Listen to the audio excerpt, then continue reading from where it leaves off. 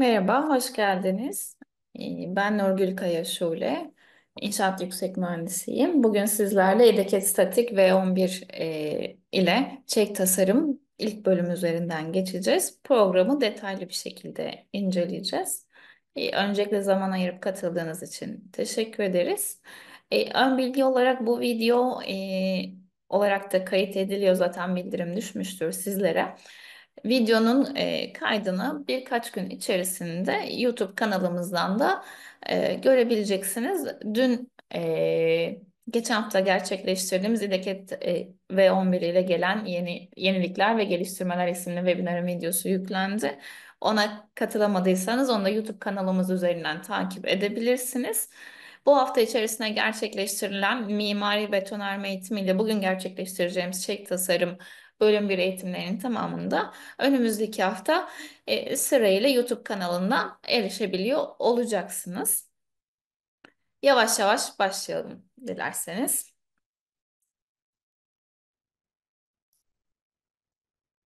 Şimdi öncelikle çelik tasarım tarafına hani baktığımızda İDEKET statiği diğer programlardan ayıran özellikler nelerdir diye bir inceleyecek olursak en önemli özelliklerimizden bir tanesi uluslararası yönetmelikler. Bunlar içerisinde özellikle Amerikan tabanlı yönetmelikler mevcut. Çelik yapı tarafında da eleman tasarımı ve birleşim tasarımıyla komple bir aslında paket sunmuş oluyoruz. Bunun dışında tabii ki de, İDEKET'in mimari ve statik programlarının bir arada aynı dili konuşabiliyor olmasının en büyük avantajlarından birini de zaten uzun süredir kullanıcımız olanlar deneyimliyor. Bütün eşik yapı tasarımı gerçekleşebiliyor. Mimari statik entegrasyon sayesinde BIM altyapısıyla beraber projelerinizde herhangi bir revizyon olduğu takdirdeki revizyon bizim Türkiye'de bir proje tasarım aşamasında gerçeğimiz zaten.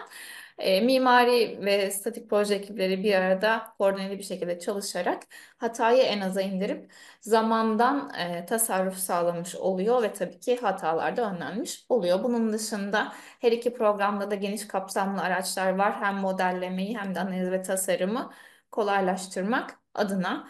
Bir diğer bizim için en önemli özellik aslında kullanıcı dostu bir arayüzü olmamız, arayüze sahip olmamız. Bu sayede çok hızlı bir şekilde programa yeni başlayan birinin adapte olabiliyor olması, istediğiniz araçların, tool'ların çok kolay bir şekilde bulunabiliyor, ayarlamaların yapılabiliyor olması bir diğer katma değerimiz aslında.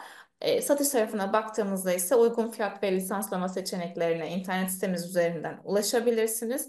Aynı zamanda güçlü bir teknik destek ekibimiz var. Hem betonarme hem çelik hem de mimari için. E, Portal dediğimiz online sistem üzerinden rahatlıkla teknik destek ekibine ulaşıp kısa sürede size geri dönüş sağlayabiliyoruz.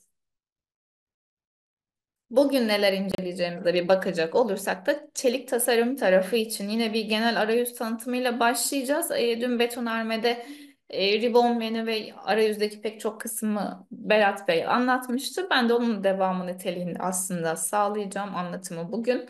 Bunun dışında veri girişi özellikle çelik tarafı için aks çelik kolon kiriş, makas, aşık kuşak, tali kiriş, döşeme, kompozit döşeme tasarımları birbirine göre biraz daha farklılıklar içeriyor. O menüleri inceleyeceğiz. Bunun dışında çelik birleşim ve hol makrosu gibi makrolarımıza da bakıyor olacağız. Son olarak şirketle alakalı yine ufak bir bilgi verecek olursam, internet aracılığıyla portal dediğimiz sistem üzerinden ve bunun dışında gerekli durumlarda telefon ile teknik desteğe ulaşabilirsiniz. Ücretsiz eğitim ve bugün olduğu gibi webinarlarımız mevcut ve webinar programlamaya da devam ediyoruz. Online kapsamlı bir yardım menümüz ve kullanım kılavuzumuz var. Aynı zamanda 15 binin üzerinde aktif katılımcısıyla beraber ciddi bir forum sitesine zaten sahibiz ve buradan da meslektaşlarımızla veri paylaşıp fikir alışverişinde bulunabiliyoruz. Web sitemiz işte bilgi bankası, yani yardım menüsü de bunun içine dahil. Programı nasıl kullanabileceğinizle alakalı videolar ve forum sitesi için şu anda adresleri görebiliyorsunuz sunum üzerinden. Dilerseniz yavaş yavaş programa geçelim.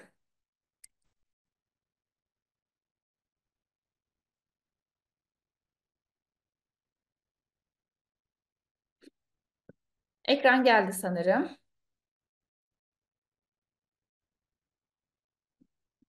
Harika. Şimdi açılış menüsünden hem mimariden betonarmede bir kısaca bahsedilmişti. Tekrar üzerinden geçeceğim. Programı ilk açtığınız zaman açılan pencerede öncelikle son projeleriniz yüklü gelir. Herhangi birine otomatik olarak dönebilirsiniz. Bunun dışında kaynaklar dediğimiz kısımda aslında az önce internet adreslerini yazdığım sunum içerisindeki kısımlara işte ilk başlarken nelere dikkat edeceksiniz, eğitim videoları nasıl, sorun nasıl giderilir, teknik destek merkezine ulaşmak, forum sitesine ulaşmak ve tüm eğitim videolarımıza ulaşmak için buradaki linkleri kullanabilir. Duyurular kısmında da sizlere hani özellikle duyuru olarak yönlendirdiğimiz yeni sürüm olabilir bu veya farklı bir durum olabilir. Buradan takip edebilirsiniz. Aynı zamanda program güncelleme kısmını online gerçekleştirdiğimiz üyelik tarafından da detaylara ulaşabilirsiniz. Şimdi ben yeni proje diyerek başlayacağım. Yeni proje dediğimiz zaman açılan pencerede otomatik olarak şu an sihirbaz ile başla demiş. Aç dedim. V11 ile beraber gelen farklı yönetmelikler devrede olduğu için ilk açılışta size ülke ve genel diye bir sekmeyle başlatıyoruz sorularımızı sormaya.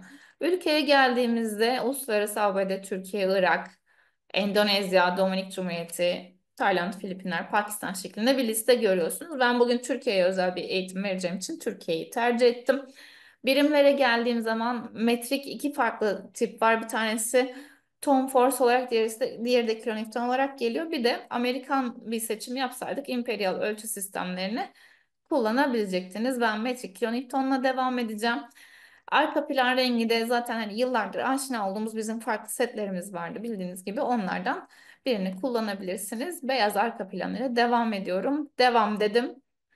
Yeni gelen sekmede ise yönetmelikleri seçmemi istiyor. Program deprem yönetmeliği hala 2007 yönetmeliği de program içerisinde mevcut. Ben 2018'i kullandım.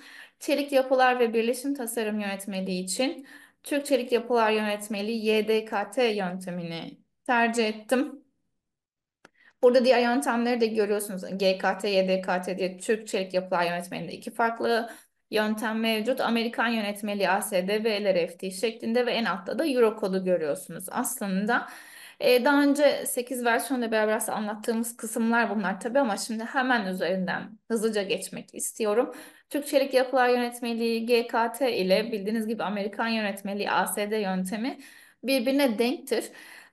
Birleşim tarafında bir takım denklemlerde ufak katsayı farklılıkları mevcut ama hani birebir %100 aynı değil ufak farklılıklar içermekle beraber ana felsefesi ve genel itibariyle ana tasarım denklemleri aynıdır. YDKT ile de LRFT benzer şekilde Amerikan yönetmeliğine göre aynıdır. Yine ufak denklemlerde çarpanlar değişiyor olarak düşünebilirsiniz. En altta yer alan Eurocode ise yine sadece çelik yapılar yönetmeliği olarak devrededir. Burada dikkat edilecek bir diğer husus aslında Türk Çelik Yapılar Yönetmeliği ve Amerikan yönetmeliği ile biz hem çelik eleman hem de birleşim tasarımı gerçekleştiriyor ve bunların raporlarını size sunuyoruz. Eurocode ile şu anda sadece eleman tasarımı gerçekleştirebilirsiniz. Birleşimlerin tasarımları gerçekleşmeyecektir. Şimdi ben tekrar YDKT yöntemini seçtim. Betonarme hani bugün böyle karma bir yapı modellemesi yapmayacağız ama temel girdiğimiz durum için düşünelim ya da karma bir yapı yaptığınız durum için TS500 otomatik seçili. Yük yönetmeliği TS498 olarak seçili. Bu birazdan üzerinden geçeceğiz. Ama betonarmede de bildiğiniz işte döşeme veya kirişler üzerindeki duvar yükleri gibi ya da çatı hareketli yükü vesaire seçmek istediğimiz durumlarda aslında kullandığımız taraf rüzgar yönetmeliği Türk Çelik Yapılar Yönetmeliğinin atıfıyla beraber yani onunla beraber olması gereken o şekliyle şu anda TSN 1991 1-4 seçili TS 498'de mevcut. Eski bir projenizi tekrar gözden geçirmek isterseniz TS 498'e seçerek devam edebilirsiniz. Ama ben bugün Eurocode ile devam edeceğim ve yük kombinasyonları deprem yönetmeliğimizden geliyor. Devam dedim. Ek olarak çelik yapılar için bir özellik daha hani menü olarak gelmiş durumda burada. Metrik, imperial ve metrik artı imperial şeklinde üç farklı seçeneğimiz var. Burada hani biz Türkiye'de Avrupa standartlarını kullandığımız için malzeme anlamında aslında her şey metrik ama Amerikan yönetmeliği seçimi yapsaydınız ya da yurt dışına bir proje üretirken yönetmelik yabancı ama ürünlerin Avrupa kesitleri olması gerekiyorsa yine metrik kullanabilirsiniz ya da Amerikan sistemine full geçmeniz gerekiyorsa imperial veya her ikisini birden görüp ona göre bir sistem kurgulamak isterseniz de her ikisinin kombinasyonu olan en alttaki seçeneği seçebilirsiniz. Ben metrik ile devam edeceğim. Aynı durum bulon cıvata için de geçerli. ISO ASTM. Buradaki ASTM yine Amerikan standardı. ISO Avrupa Birliği'ne bizim kullandığımız zaten standart. Bildiğiniz gibi her ikisini karma görmek isterseniz de en alttaki seçeneği seçebilirsiniz. Ben ISO ile devam ediyorum. Donatı sınıfı aynı mantıkta TSE veya ASTM diye TSE olarak devam ediyorum. Çelik kesitlerine geldiğimde de Avrupa kesitleri ve Amerikan kesitleri diye ikiye ayrılıyor burada. Ben bugün arpa kesitleriyle devam edeceğim. Tamam dedim. Şimdi program sıfır olarak önüme açıldı. Öncelikle bir yapı ağacını tanıtmak istiyorum. Bizim yapı ağacımız şurada. Sabitleme kısmı da var. Görüyorsunuz. Hemen yapı ağacı yazısının üzerine tıklayayım. Şu o kadar aşağı yönlü olacak şekilde tıkladığım zaman açık kalacaktır. Biraz da genişletelim. Şimdi yapı ağacında neler var? Aslında yapı ağacı programda kurduğunuz tüm modelin bir özetidir. Hem model hem analiz modeli anlamında ve çizim rapor şeklinde. Aşağı doğru zaten görüyorsunuz çizimler diye bir analiz diye. Malzemelerle başlıyor. Şimdi öncelikle malzeme tarafında şunları hızlıca bir anlatmak isterim. Malzemelerin üzerine geldim. Şimdi burada sadece bir beton sınıfı C25 görüyorsunuz. Bir de S235 çelik sınıfı görüyorsunuz. Ben yeni bir malzeme eklemek istersem malzemelerin üzerine geldim mouse'umla ve sağ klik yaptım. Açılan pencerede yeni malzeme ekle seçeneğini kullandım. Şimdi önüme açılan kısımda malzeme adı yazıyor, malzeme tipi çelik yazıyor. Burada beton, çelik ve diğer şeklinde 3 seçeneğimiz mevcut. Çelik akma dayanımına göre malzemeleri biz listeliyoruz. Burada aşağıda gördüğünüz elastisite modülü, kayma modülü, Poisson oranı gibi değerler zaten malzemelerin tüm bu hani değerleri yönetmelikte yazdığı şekliyle otomatik olarak buraya geliyor ve kilitli gördüğünüz gibi müdahale edemiyorsunuz. Nedeni ise hatalı bir veri girişinin önüne geçmek. Malzemeleri akma dayanımına göre baktığımda S235, S275 ve 355 şeklinde 3 farklı tip var. Mesela ben 275'i de şimdi eklemek istiyorum. Tamam dedim. Gördüğünüz gibi buraya S275 de dahil oldu. Bu şekilde malzeme ekleyebilirsiniz veya kullanıcı tanımlı bir malzeme eklemek isterseniz de yine malzemelerin üzerine geldim. Sağ tıkladım. Malzeme ekle seçeneğini kullandım. Bakın şurada tanımlı malzemeye dönüştür diye bir buton var. Buna tıkladığınız zaman aşağıdaki tüm şeylerde açılacak. Deneyelim dilerseniz. Bu şekilde açıldı. Müdahale edebilir hale geliyorsunuz. Bu hani mutlaka ama tabii adını verirken sizin müdahale ettiğiniz bir kategori olduğunu belirtmek adına adını değiştirin. Bu özel durumlarda alüminyum bir şey tanımlayıp ek bir çizim yapmanız gerekir. Sadece çizim tarafı için diyorum bunu kullanabilirsiniz veya farklı malzeme tanımlamanız gereken herhangi bir durumda da burayı kullanabilirsiniz ama çelik yerine diğer seçeneğini de tercih etmeniz faydalı olacaktır. Şimdi ilk ben iptal ettim. Bir sonraki hani grup kesitler beton ve çelik diye görüyorsunuz. Çeliğin üzerindeki artıya tıklayacak olursam tüm listeye bu şekilde şu anda programda set olarak tanımlı kesitlere ulaşabiliyorum. Bunun dışında kesit eklememiz gereken durumlar mutlaka olacak. Şimdi çelik tarafına kesitleri eklerken standart bizim Avrupa kesitleri dediğimiz kesitler bu arada programa otomatik olarak eklenmiş. Bu ArcelorMittal diye zaten bir firma hani oldukça ünlü tabloları da bildiğiniz gibi. Onun full burada aslında kataloğu mevcut ve çelik kolon, kiriş, aşı kuşak gibi elemanların menüsüne modelleme için girerken birazdan yapacağız zaten hepsini. Buradan bu standart kesitleri siz yazarak veya kütüphaneden çekerek yapı ağacına düşürebileceksiniz. Ama özellikle burası şunun için gerekli. Eğer birleşik bir kesite ihtiyacınız varsa kolaylıkla birleşik kesit tanımlayabilmenizi sağlayacak. Nasıl tanımlıyoruz? Gelin beraber bir bakalım. Şimdi çeliğin üzerine geldim. Yine üzerindeyken sağ tuşa bastım. Kütüphaneden kesit yükle dediği kategori birazdan eleman modellerken de göstereceğim. Kategori tanımlı kesit oluştur. Bir diğer kategori, şimdi ben tanımlı kesit oluştura bastım. Açılan menüde tek ve birleşik diye alternatifler var. Şimdi tekte görüyorsunuz. Buradan hani standart olmayan bir ölçüde dikdörtgen, hattelenmiş yapma petek altıgen, sekizgen, soğuk hattelenmiş C ve Z gibi kesitleri tanımlayabilirsiniz. Bu taraf özellikle hani aşıklarda bildiğiniz gibi sadece aşıklar için şu anda soğuk hatte tasarımı gerçekleştiriyoruz. Işıkta C veya Z kesit kullanacaksanız bunlardan birini tercih edip gerekli parametreleri girerek tanımlayabilirsiniz. Örneğin şimdi bir tane soğuk katlanmış C seçeneğini seçtim. Burada E, W, H ve T gibi parametreleri şurada doğrudan yazarak mesela 15 şeklinde 8 görüyorsunuz aynı anda yandaki ön görüntü de otomatik olarak güncelleniyor. Mesela bunları da 0, 5 yapalım. Şu an deneme aslında bir deneme modeli oluşturmuş oluyorum. Adına da soğuk hatta bir diyelim. Tamam dedim. Gördüğünüz gibi yapı ağacına bu yüklendi. Dediğim gibi soğuk hatteler aşık anlatırken tekrar üzerinden geçeceğim ama bir tek soğuk hatte aşık tasarımı gerçekleştirebiliyoruz. Orada kullanacağınız bir özellik. Çeliğin üzerine tekrar geldim. Sağ tuşa bastım. Tanımlı kesit oluştur dedim. Birleşik tercihini kullandım. Şimdi burada birleşik dedikten sonra gördüğünüz gibi bir yüzer araç çubuğu var. Üzerine geldiğinizde birleşik I, birleşik U, birleşik U ve I kombinasyonu, eşit kollu L, farklı kollu L gibi farklı burada alternatifler görüyorsunuz. Bunlardan birini tercih edebiliriz. Örneğin birleşik I'yı seçtim.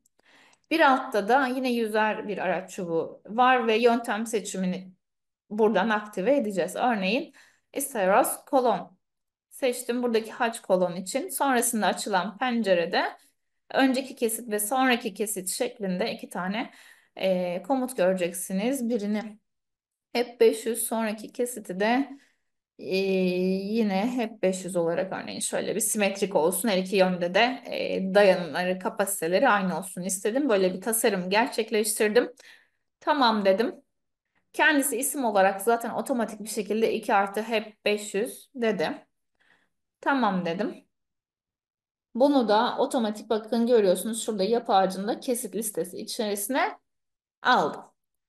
Bu şekilde birleşik farklı kesitler tanımlayabilirsiniz. Bir tane de yine makaslarda hani kullanılma ihtimaline karşılık birleşik ığının dışında eşit kollu L kullanalım veya çaprazlarda. Burada farklı yöntemler görüyorsunuz. İşte iki L profil arka arkaya örneğin makasta kullanabileceğimiz ucuca ya da iki profil L C birleşim çaprazlarda kullanabileceğimiz veya bunların dörtlü alternatifleri burada mevcut. Örneğin seçim yapalım bir tane. L100'den seçtim. Tamam dedim. Şimdi burada bir de arada D diye bir şey var.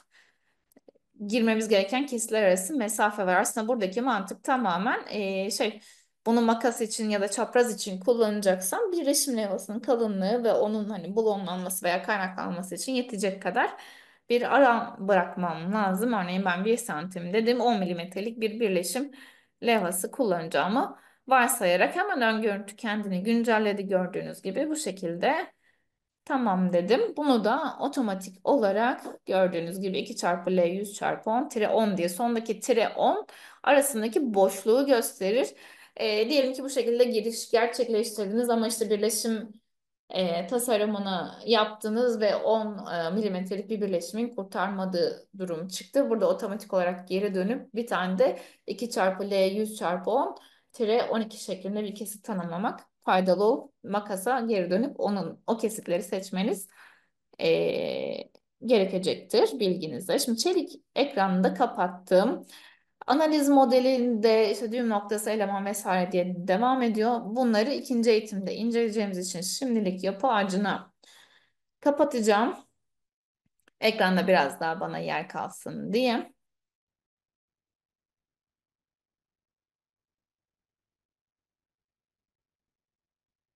çelik sekmesine geldim. Ve öncelikle bir sanayi tipi yapı modelleyeceğiz. Birden fazla açıklığı olan.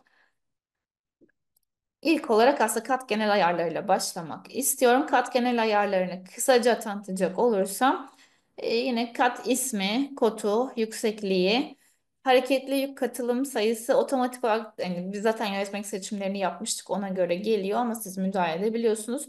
Burada bir bodrum kat olmayacağı için rigidden işaretli başka bir kat söz konusu değil.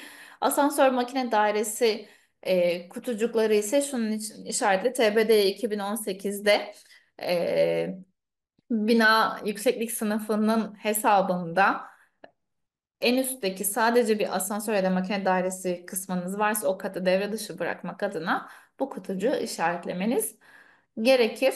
Şimdi ben şurada da görüyorsunuz yukarı ekle aşağı ekle şeklinde butonlar var. Ben sadece yukarı ekleyeceğim. Bugün bir bodrum kat girişi gerçekleştirmeyeceğiz. Toplamda 3 katlı 9 metre yüksekliğinde bir yapı modellemeyi hedefliyoruz. Yukarı ekle butonuna 2 kez bastım. Birinci kat ve ikinci kat yine hani sabit kat yükseklikleri değiştirmek isterseniz buradan bu arada değiştirebiliyorsunuz. Doğrudan hani kutucuğun üzerine gelip yazabilirsiniz. Tamam dedim. Bu şekilde hazırladım. Şimdi ekranı zaten görüyorsunuz. Görüntü konfigürasyonunda ben aslında bir plan bir de perspektif ekranda çalışıyorum ve zemin kattayım. Çelik modellemesinde betonarmeden bir tık daha farklı olarak aynı anda her iki ekrandan da modelleme yapmaya devam edebilirsiniz. Plan alışkanlığınıza bağlı olarak tabii hani hangisini daha yoğun bir şekilde kullanmak isterseniz oradan da devam edebilirsiniz ama ben bugün ikisini de interaktif bir şekilde kullanacağım. Öncelikle aksarımı tanımlamak istiyorum. Aksı hani neden tanımlıyorum? Aslında en son aşamada çizimlerde ben ek böyle bir ayarlamalar yapmak zorunda kalmadan kesitleri ve planları çok hızlı bir şekilde alabilsin diye. İlkini yerleştirdim. Sonrasında aslında ben benzer bir açıklıklara sahip bir yapı modelleyeceğim için sanayi tipi bir yapı modellediğimden yine sol taraftaki hızlı birkaç tane aslında yöntemi kullanmak istiyorum. Bunlardan bir tanesi şöyle görüyorsunuz obje çoğalt. Obje çoğalt şu şekilde çalışır. Önce aksı seçmiştim sonra obje çoğalta gittim. Obje sayısı diyor. Örneğin ben 5 tane dedim. Şu perspektif ekrandan da görüyorsunuz. Şu doğrultu x diğeri de y doğrultusu. Dolayısıyla ben X'de 0 ama Y'de örneğin 6 metre aralıklarla aksatmak istiyorum. Bu arada bunu bir çalışma düzlemi içerisinde yapmak isterseniz aşağıda aktif çalışma düzlemini çoğalt şeklinde bir kutucuk da var. Ondan da faydalanabilirsiniz. Farklı çalışma düzlemleri tanımlamayı ayrıca değiniyor olacağım, gösteriyor olacağım. Şimdi aksı tanımlamaya devam ederken diğer doğrultuda aksa geçmek için space tuşuna 1 kez basmanız yeterli. İkinci basışta da bu sefer eğik aks için devreye girecektir. Ben dik atacaktım zaten şu şekilde yerleştirdim sıfır noktasına ve seçimini gerçekleştirdikten sonra bu sefer hani bu tarafta böyle çok fazla açıklığım olmayacak. Aslında toplamda 2 tane ara kat gireceğim, bir tane de büyük bir boşluk bırakacağım. Dolayısıyla klonla diye bir komutum var. Yani farklı açıklıklara sahip olacağı için bu sefer klonlayı kullanabilirim. Klonlayı seçtim. Sonra sıfır noktasını aslında seçmiş oldum. Hem açı hem gördüğünüz gibi uzunluk bu şekilde yanıyor. Şu an uzunluğun içerisinde o mavi olarak yanıyor. İlk aksı yine 6 metre olarak attım. Sonrasında tekrar klonlaya gittim. Bu sefer 20 metrelik bir açıklık yapmak istiyorum. Santimetre cinsinden yazdım. Ve son olarak yine tekrar klonla komutuna geldim. Sıfırıncı noktasını seçtim. Bu sefer de yine 6 metrelik bir aks daha attım. Şimdi plan ekranını rahatça görebilmek için kontrol çizgileri diye bir komutumuz var. Orada kendime oraya zoom out veya zoom in daha rahat bir şekilde yapabilmesi için bu şekilde bir tanımlama gerçekleştirdim. Tüm katlara uygulansın mı dedi. Evet dedim. Bu şekilde tamamladım. Şimdi projemizi de bir kaydedelim dilerseniz.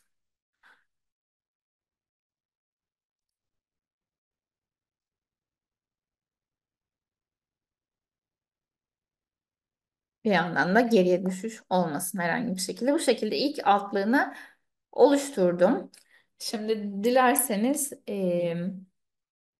ilk olarak kolonlar ile başlayalım aksların yerleşimlerini gerçekleştirdikten sonra. Çelik kolon komutuna geldim. Önce uyarı verecektir. Lütfen statik malzemeyi seçin diyor. Tamam dedim. S235'i seçtim. Tekrar tamam dedim. Şimdi açılan menüde tüm bu arada çelik kolon, kiriş, aşı kuşak gibi komutların aynıdır ilk açılacak şeyi. Bu şekilde modelleme özelliği kesiti görünür ve sonuna da bir çark vardır ayarlara giden. Öncelikle ayarlara gitmek için çarka tıkladım. Açılan menüde genel ayarlar sekmesinde eleman adı, kesit, malzeme, açısı, kotu ve yüksekliği görünür. Bir de şurada yerleşim şeklini görüyorsunuz. Burada hani farklı noktalara yerleştirebileceğiniz gibi kullanıcı tanımlı bir şekilde X ve Y yönünde kaçıklıklarda verebilirsiniz. Şimdi çelik tarafında düğüm noktalarını ortadan ortaya çalıştırabilmek adına, daha doğrusu en azından doğru bağlantıyı yakalayabilmek adına çelik kolonları aksara ortadan yerleştirmenizi biz tavsiye ediyoruz. Yoksa modelleme sırasında hani bazı projelerde bu ihtiyaçlı köşeden de yapabilirsiniz burada görüldüğü gibi birleşim tarafını modellemek adına size kolaylık sağlayacaktır.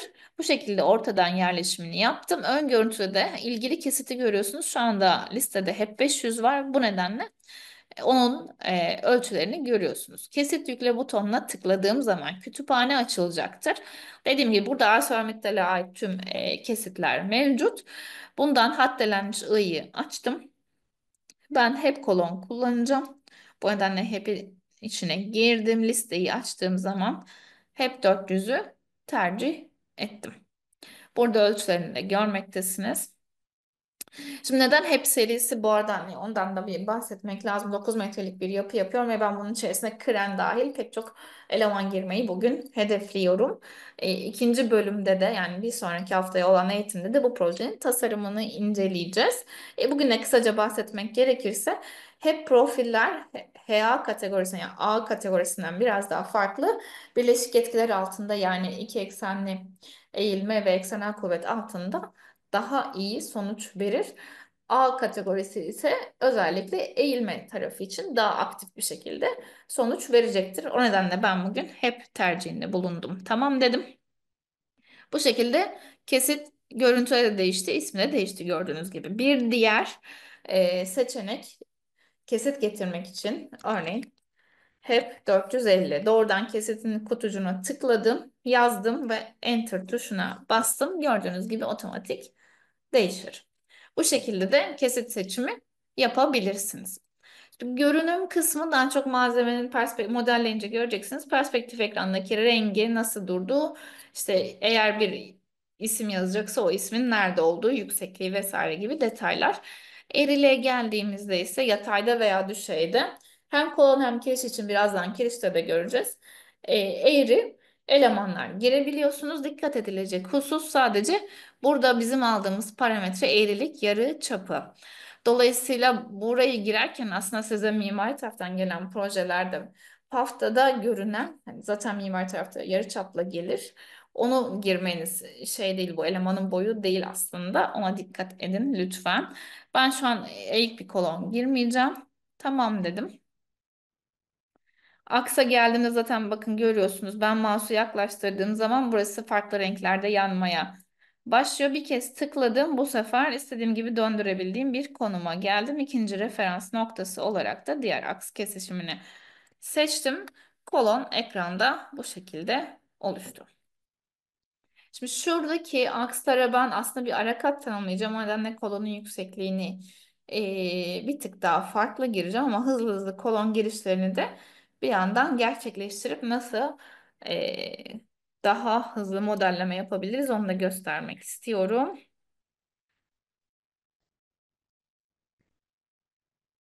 Şimdi şurayı eğik bir çatı modelleyeceğim için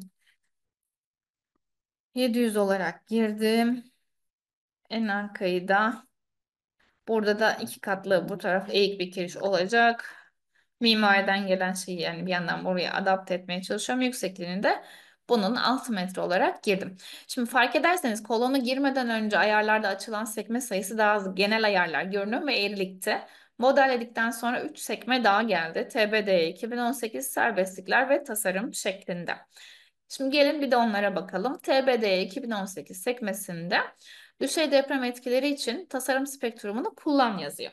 Burada bunu hangi durumlarda seçmeniz gerektiğiyle alakalı detay aslında deprem yönetmeliğinde e, dayanıma göre tasarım için kullandığımız bölümde detaylı bir şekilde anlatılıyor ama genelde hani şöyle özetleyebiliriz. İşte konsol çıkışı olacak, 5 metreden fazla bir konsol var veya 20 metrelik bir açıklık geçiliyor vesaire gibi durumlarda düşey deprem etkilerinin alınması için bu kutucuğun işaretlenmesi gerekir. Bu kutucuğu işaretlemezseniz program yine deprem yönetmeliğinin aynı bölümünde bahsi geçen tüm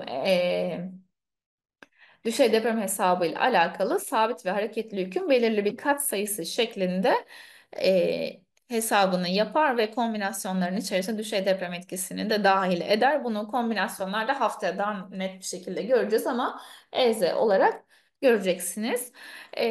Tüm tasarım hani kuralları için ben bugün genel olarak anlatıyorum. Mutlaka deprem yönetmeliğinin ilgili bölümüne bakmak gerekir. Bölüm 4'e bakın lütfen. Ben bugün hani metre hesabına eksik hatalı bir şey söylemiş olmak istemem. Orada 3 farklı madde var. Dediğim gibi buradaki özel durumlar dışında tüm yapı için aslında sabit ve hareketli yükün belirli bir katsayısı olarak dahil ediliyor programda. Deprem yönetmeliğinde buna uygun bir şekilde tasarımını gerçekleştirir. Tasarım spektrumunu kullan kutucuğuna tıklarsanız da yine ilgili deprem yönetmeliği maddesinde spektrumla hesabın nasıl yapılması gerekiyorsa otomatik bir şekilde yapar ve kombinasyonlarda yükleme olarak dahil eder. Serbestliklere gelelim. Şimdi ben kolonlar için herhangi bir serbestlik girmeyeceğim burada ama girmek istersek dikkate alınacak uç serbestlikleri kısmına geldim, tıkladım. Artık burası aktive oldu. Burada eksenel yük kesme kuvveti majör ve minör yön için vurulma ve yine ivme momentleri minör ve majör yön için müdahale edebiliyorsunuz. Serbestliklerine tıklarsanız bu şekilde aktive olur. Bunun dışında hani yay değeri girmek isterseniz herhangi bir özel mesnet koşul tasarımda kullanacaksanız bu kutucukları yazmanız gerekir. Ben herhangi bir uç serbestliği eklemeyeceğim. Bu arada hani konusu gelmişken şundan da hızlıca bahsetmek gerekir. Şimdi biz yapısal analiz programı olarak aynı zamanda birleşim modellemesi ve tasarımını da gerçekleştirdiğimiz için biz de aslında iki farklı yöntemi modelleme için kullanabilirsiniz. Bir tanesi hiç birleşim girmek istemeyebilirsiniz en başta. Bu durumda kolonlar ve kirişlere gerekli serbestlikleri bu menüden tanımlamanız gerekir. Analiz ve tasarımı yapıp tüm bina tamamlandıktan sonra birleşimleri bu verdiğiniz serbestliklere uygun bir şekilde girmeniz gerekir. Ve sonrasında yine birleşimleri raporlarını alarak devam edebilirsiniz. Bu bir seçenektir. Hani bunu özellikle kullanmak isteyenler hem alışkanlıktan kaynaklı hem de kesit değiştikçe birleşimin geometrisini değiştirmek gerekeceği için bunu kullanan mühendisler var. Bir tercih meselesi. Buna programda imkan var. İkinci tercih olan elemanlarla beraber birleşimlerin de modellenmesi durumunda program birleşimlerin serbestliklerini kendisi otomatik bir şekilde devreye aldığı için yani siz bir moment aktaran birleşim girdiyseniz herhangi bir ona göre release görmeyeceksiniz veya kayma birleşimi girdiyseniz ona göre momentlerle alakalı release'leri zaten analiz modelinde göreceksiniz. Dolayısıyla bir daha gelip buradan uç serbestlikleri tanımlamanıza aslında gerek kalmıyor. Bunun avantajı ne birleşimlerle beraber tanımlamanın derseniz orada da bir diğer avantaj olarak şu devreye giriyor. Özellikle kayma birleşimleri tarafında yine hesabı yapılan kayma birleşimleri ve moment aktaran birleşimlerde biz aslında performansa bağlı olarak yani elemanın kapasitesine daha doğrusu bağlı olarak bir birleşim ataması da gerçekleştiriyoruz. Bu ne demek? Örneğin işte siz bir kayma birleşimi gireceksiniz. Kirişinizin kesiti de IP300. Girdiğiniz noktada kayma birleşimi için önemli olan kirişin kapasitesi olduğundan kirişin kapasitesine uygun bir birleşim aslında biz size doğrudan o kapasitedeki yükü taşıyabilecek şekilde bir birleşim getiriyoruz. Yani aslında birleşiminiz her türlü yeterli olarak gelmiş oluyor ve daha hani sizin yükleriniz düşükse kapasiteyi %80'lerde 70'lerde kullanıyorsanız birleşimi de isteğinize göre daha ekonomik olması adına aşağı yönlü bir değişikliklerle düzenleyebilirsiniz. Ama artısı dediğim gibi elemanın kendi kapasitesi kadar bir birleşim kapasitesiyle otomatik olarak getirdiğimiz için hem birleşiminiz yeterli olacak hem de güvenli tarafta kalarak bir tasarım gerçekleştirmiş olacaksınız. Bu tamamen sizin seçiminize bağlı olarak kullanabileceğiniz iki yöntem özetle. Tasarım tarafına geldiğimde de yine analiz için tasarımda kullanılabilecek bizim hesapta kullandığımız ve programın otomatik olarak hesapladığı etkili uzunluk katsayısı hem majör hem minör yön için, mesnetlenmiş uzunluk oranları, eğilme katsayısı CB gibi yani çelik yönetmeliğini ilgilendiren tüm katsayıları program otomatik olarak hesaplıyor. İkinci hafta tasarım ekranlarında bunları göreceğiz zaten ama müdahale etmek isterseniz herhangi bir kabul yapıp burada farklı bir işlem yapacaksanız, bir deneme yapacaksanız tuşa bastığınızda, bu kutucuğa bastığınızda etkili uzunluk katsayısı mesela şu an aktive oldu. Örneğin bir yazdım. Bu şekilde tamama basarsam devam edebilirim. Ben şimdilik herhangi bir parametreye müdahale etmeyeceğim. Tekrar tiki kaldırdım. Ok dedim ve kapattım. Şimdi bu şekilde ilk kolon girişlerini gerçekleştirdim. Sonra hızlıca bunları obje çoğalt komutuyla tüm akslara yerleştireceğim. Zaten program az önce girdiğim hani aksları çoğaltmıştım hatırlıyor. Son girdiğimi hatırlar sadece. Objem 5 adetti. Y'de de 600 santim aralıklarla aks atmıştım. Aynısını kolonlar içinde gerçekleştirdim. Bu şekilde girişler otomatik bir şekilde geldi. Şimdi bir çatıya aslında döneceğim ama onun için öncelikle şöyle bir şey yapacağım. Hepsini seçeceğim. Tüm aksları seçtim. Aksları diğer katlara da kopyalamak istiyorum. Yine sol ekranda kat kopyala diye bir komutumuz var. Buna tıkladım. Sadece seçili objeleri tıkladım. Kopyalanacak katlar aktif ve burada tikli. Herhangi birine kopyalamak istemezseniz şu şekilde kaldırabilirsiniz tiki. Ben hepsine kopyalayacağım. Bu nedenle tekrar seçtim ve tamam dedim. Şimdi mesela birinci kat planına gidelim. Gördüğünüz gibi burada akslar artık mevcut. Şimdi önce ikinci katla bir hani buradan geri dönelim. Yine hem plandan hem perspektif ekrandan göstermek adına bir işlem yapacağım. Kiriş komutuna geldim. Çelik kiriş girmek istiyorum. Yine aynı uyarıyla başlayacaktır. Önce statik malzeme seçtim. Tamam dedim. S235'i tercih ettim. Tamam dedim. Şimdi perspektiften girerken de gördüğünüz gibi program otomatik bir şekilde kolonun çalışma noktasını yakaladı.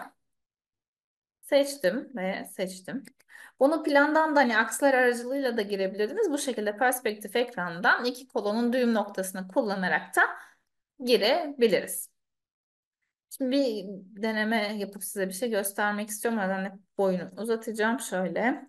Bir kirişi seçtim. Hatta burada bir mahya bölgesi yaratacağım. Tam ortadan bölerek biraz daha kotunun orta noktanı değiştirmek istiyorum. Önce kirişi seçtim.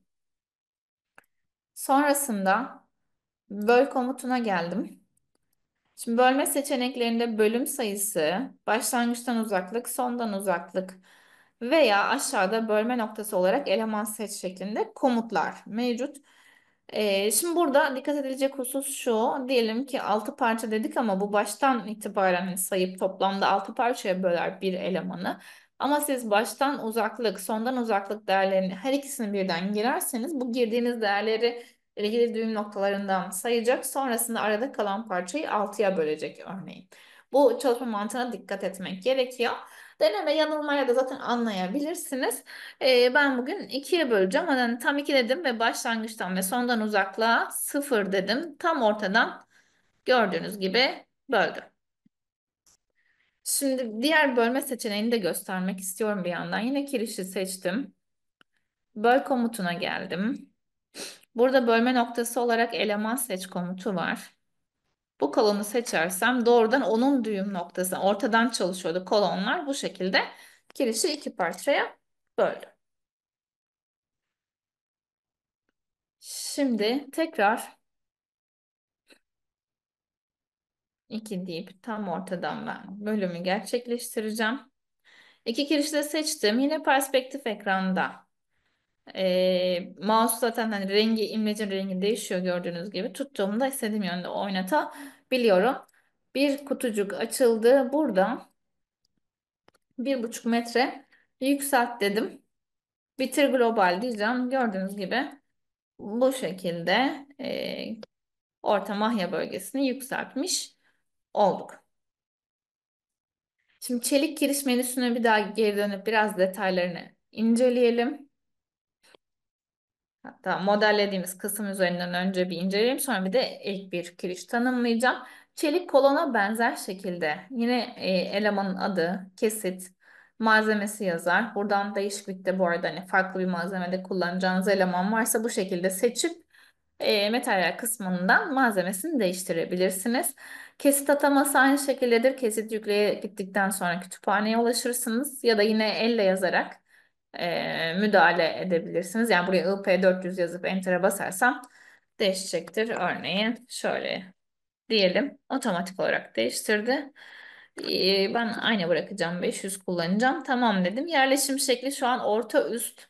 Hani bu şekilde kirişlerle kolonlarda güzel bir birleşim. Aslında çalışma noktası yakalamış olacağız ama farklı geometrideki durumlarda yine istediğiniz gibi bu kutucuklardan birine geçerek modellediği yeri değiştirebiliyorsunuz veya kullanıcı tanımlı bir şekilde kaçıklık hem X hem Y yönü için verebilirsiniz.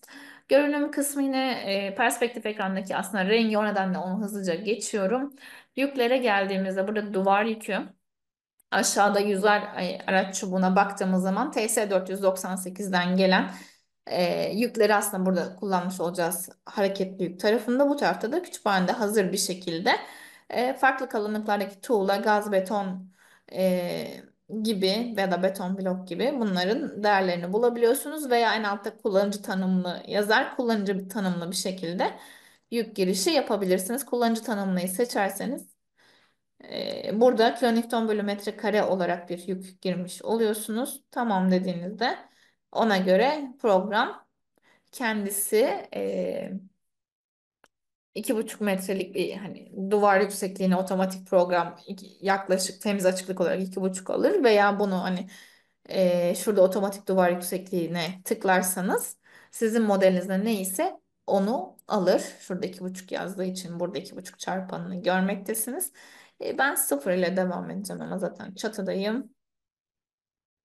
Kullanıcı tanımlı hareketli yüke geldiğimizde de burada dediğim gibi TS498'den çatı arası odalar, konutlar, hastane, cami vesaire gibi tüm değerleri görebiliyorsunuz. Yine en altta kullanıcı tanımlı sekmesi mevcuttur. Buradan da hareketli yük ataması gerçekleştirebilirsiniz. Eğriliğe geldiğimizde yine yatayda ve düşeyde kirişlere bir eğrilik verebilirsiniz. Bu tarafta eğrilik yarıçapı dediğim yine elemanın hani boyu veya uzunluğu değil toplamdaki o eğimin aslında eğriliğinin yarıçapını girmeniz gerekiyor. Mimariden gelen çizimlerden bunu ölçüp girmek avantajlı olacak. Daha doğrusu oradan yapmanız gerekir her türlü. Şimdi kayma çivileri diye bir kategori daha açıldı. Birazdan kompozit döşeme girdiğimde göreceksiniz. Zaten burada otomatik kayma çivisi yerleşimi şeklinde bir seçim var. Program setlerinde böyle gelir. Yani eğer ben bir buraya kompozit döşeme girersem döşemeden veriyi otomatik olarak program kendisi alır. Sizin bir şey yapmanıza gerek kalmaz. E, Buna göre hesabı yapar. Ben zaten çatıda olduğum için şimdi tabii böyle bir tanımlama yapmayacağım. Bir tanımlama yapmadığım zaman da olmadığı için o şekilde devam edecek. Ama bunun dışında hani siz hesapta bir takım değişiklikler yapmak isterseniz karma çivisi ekleme ya da her zaman karma çivisi ekle gibi seçenekler kullanabilirsiniz. Bu durumda da gördüğünüz gibi karma çivisinin çapı, yüksekliği, çekme dayanımı ve bir sırada kaç adet olduğu gibi parametreleri girmek gerekir. Döşeme girmek yerine hani kiriş üzerine bunu böyle modellemek isterseniz bu da bir seçenektir. Ancak hani biz her zaman halihazırda otomatik kayma çivisi yerleşimini kullanacağız. Zaten modellemesi oldukça kolay birazdan göstereceğim. TBD 2018 az önce kolonlarda anlattığımla aynı durum. Bu nedenle devam ediyorum. Serbestliklere geldiğimde aynı şekilde yine eğer kirişin uçlarına bir serbestlik tanımlamak istiyorsam önce yukarıdaki kutucuğa bir kez tıklayarak tik atıyorum. Aşağıdaki kutucuklar da aktive oldu. Burada da seçim yaparak yay değerleri girebilirim. Ben şimdilik kapatacağım çünkü ben birleşimleri de bugün size göstereceğim. Modelleyeceğiz beraberinde. Tasarım sekmesi de yine kolonlarla benzer şekilde tasarım değişkenleri kategorisinde çelik yönetmeliğinde de hani göreceğiniz işte etkili uzunluk katsayısı, mesnetlenmiş uzunluk oranı, eğilme katsayısı gibi parametrelere buradan müdahale edebilirsiniz. Önce şu kutucuğa bir kez tıklamanız lazım. Tıkladığınızda aktif olur ve bu kutucuk artık hani yazılabilir hale gelir. Buraya bir rakam girmeniz gerekiyor. Bunların hiçbirini yapmazsanız program otomatik olarak modelinizdeki neyse fiziki olarak modeldeki duruma uygun doğru katsayıyı getirir. Tasarım ekranlarından da bu katsayının kontrolünü gerçekleştirebilirsiniz. Alt tarafta seyim denetimi diye bir kısım var. Şu an seyim sınırı ln bölü 360 olarak yazıyor burada.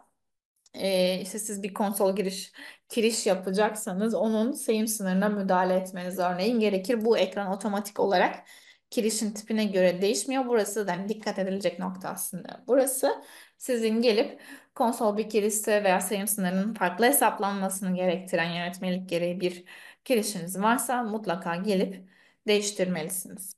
Bunun dışında seyimi hesap program otomatik olarak hesaplıyor. Yine arayüz hani modelde olan detaylarla ve buradaki sınıra göre.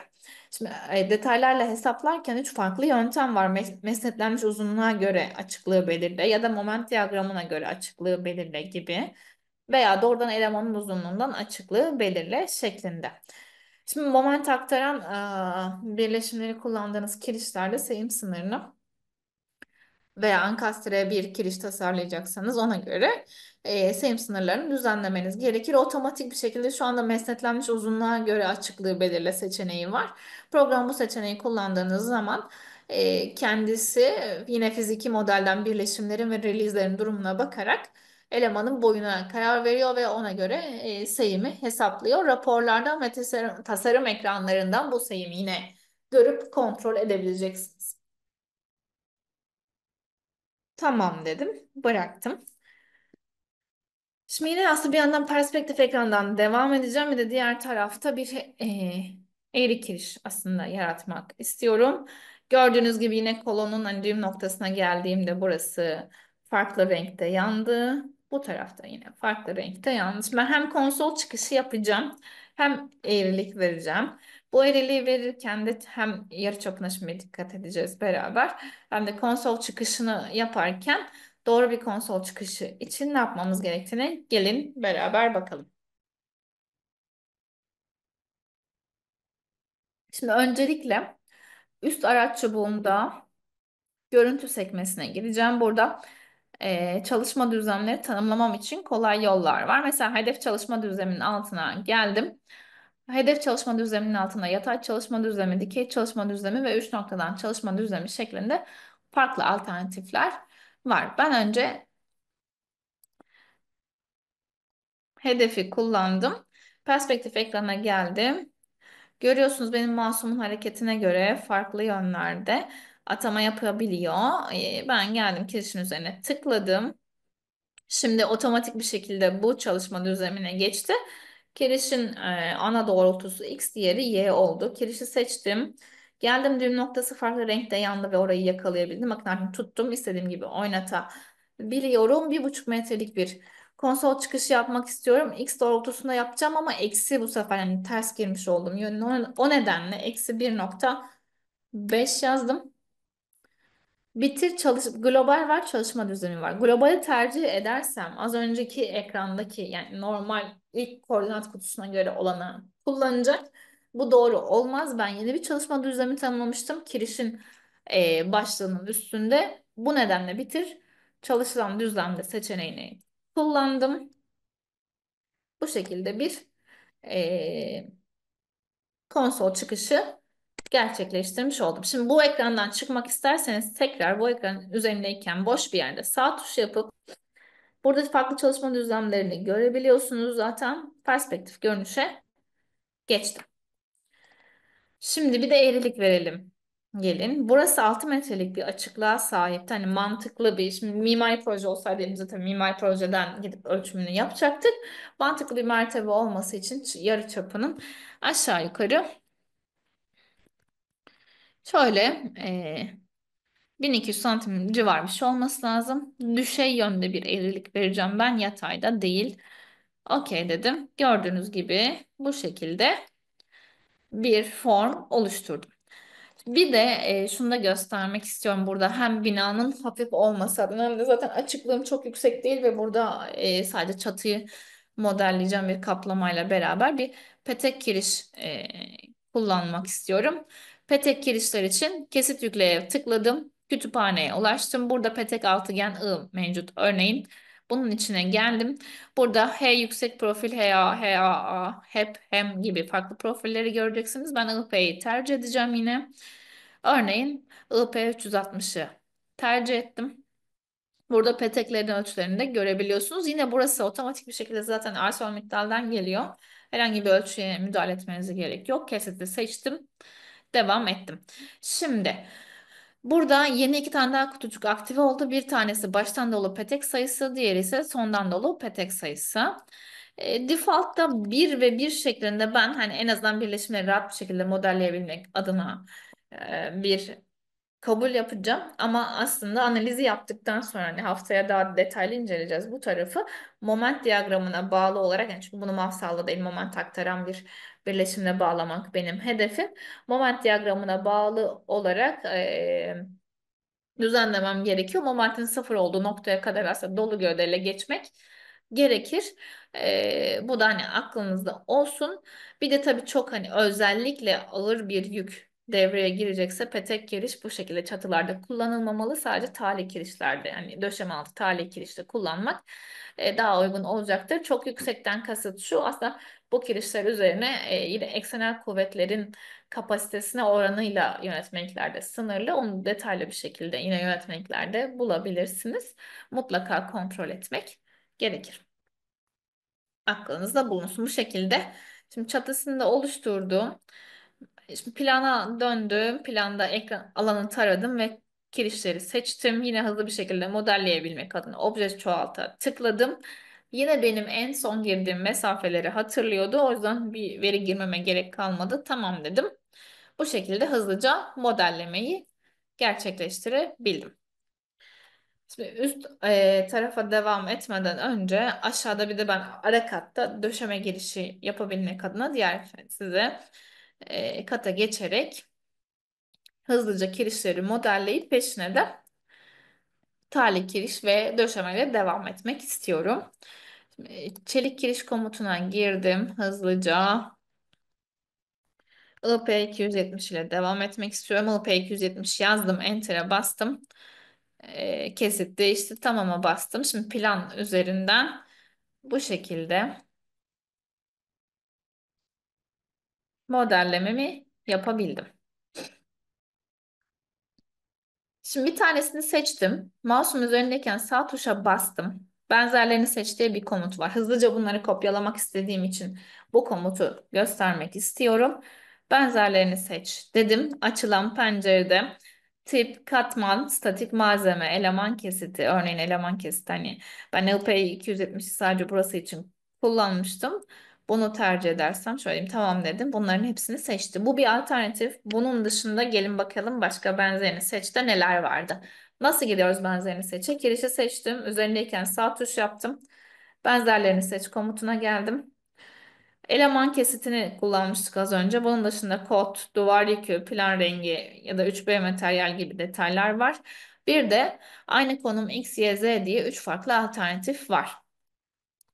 Şimdi şurada dikkat edecek olursanız X doğrultusu bu, Y doğrultusu bu. Perspektif ekranda ben ona uygun bir şekilde aynı konum Y'yi tercih edersem bu kirişlerin, şöyle gösterelim, perspektifte de biraz daha yaklaşayım, hepsini seçmiş olacak. Şimdi yine bunu aktarırsa kopyalamak istediğim için soldaki klonla komutuna gittim. Sıfır noktasına bu şekilde verdim. Diğer kolonun orta noktasını seçtim.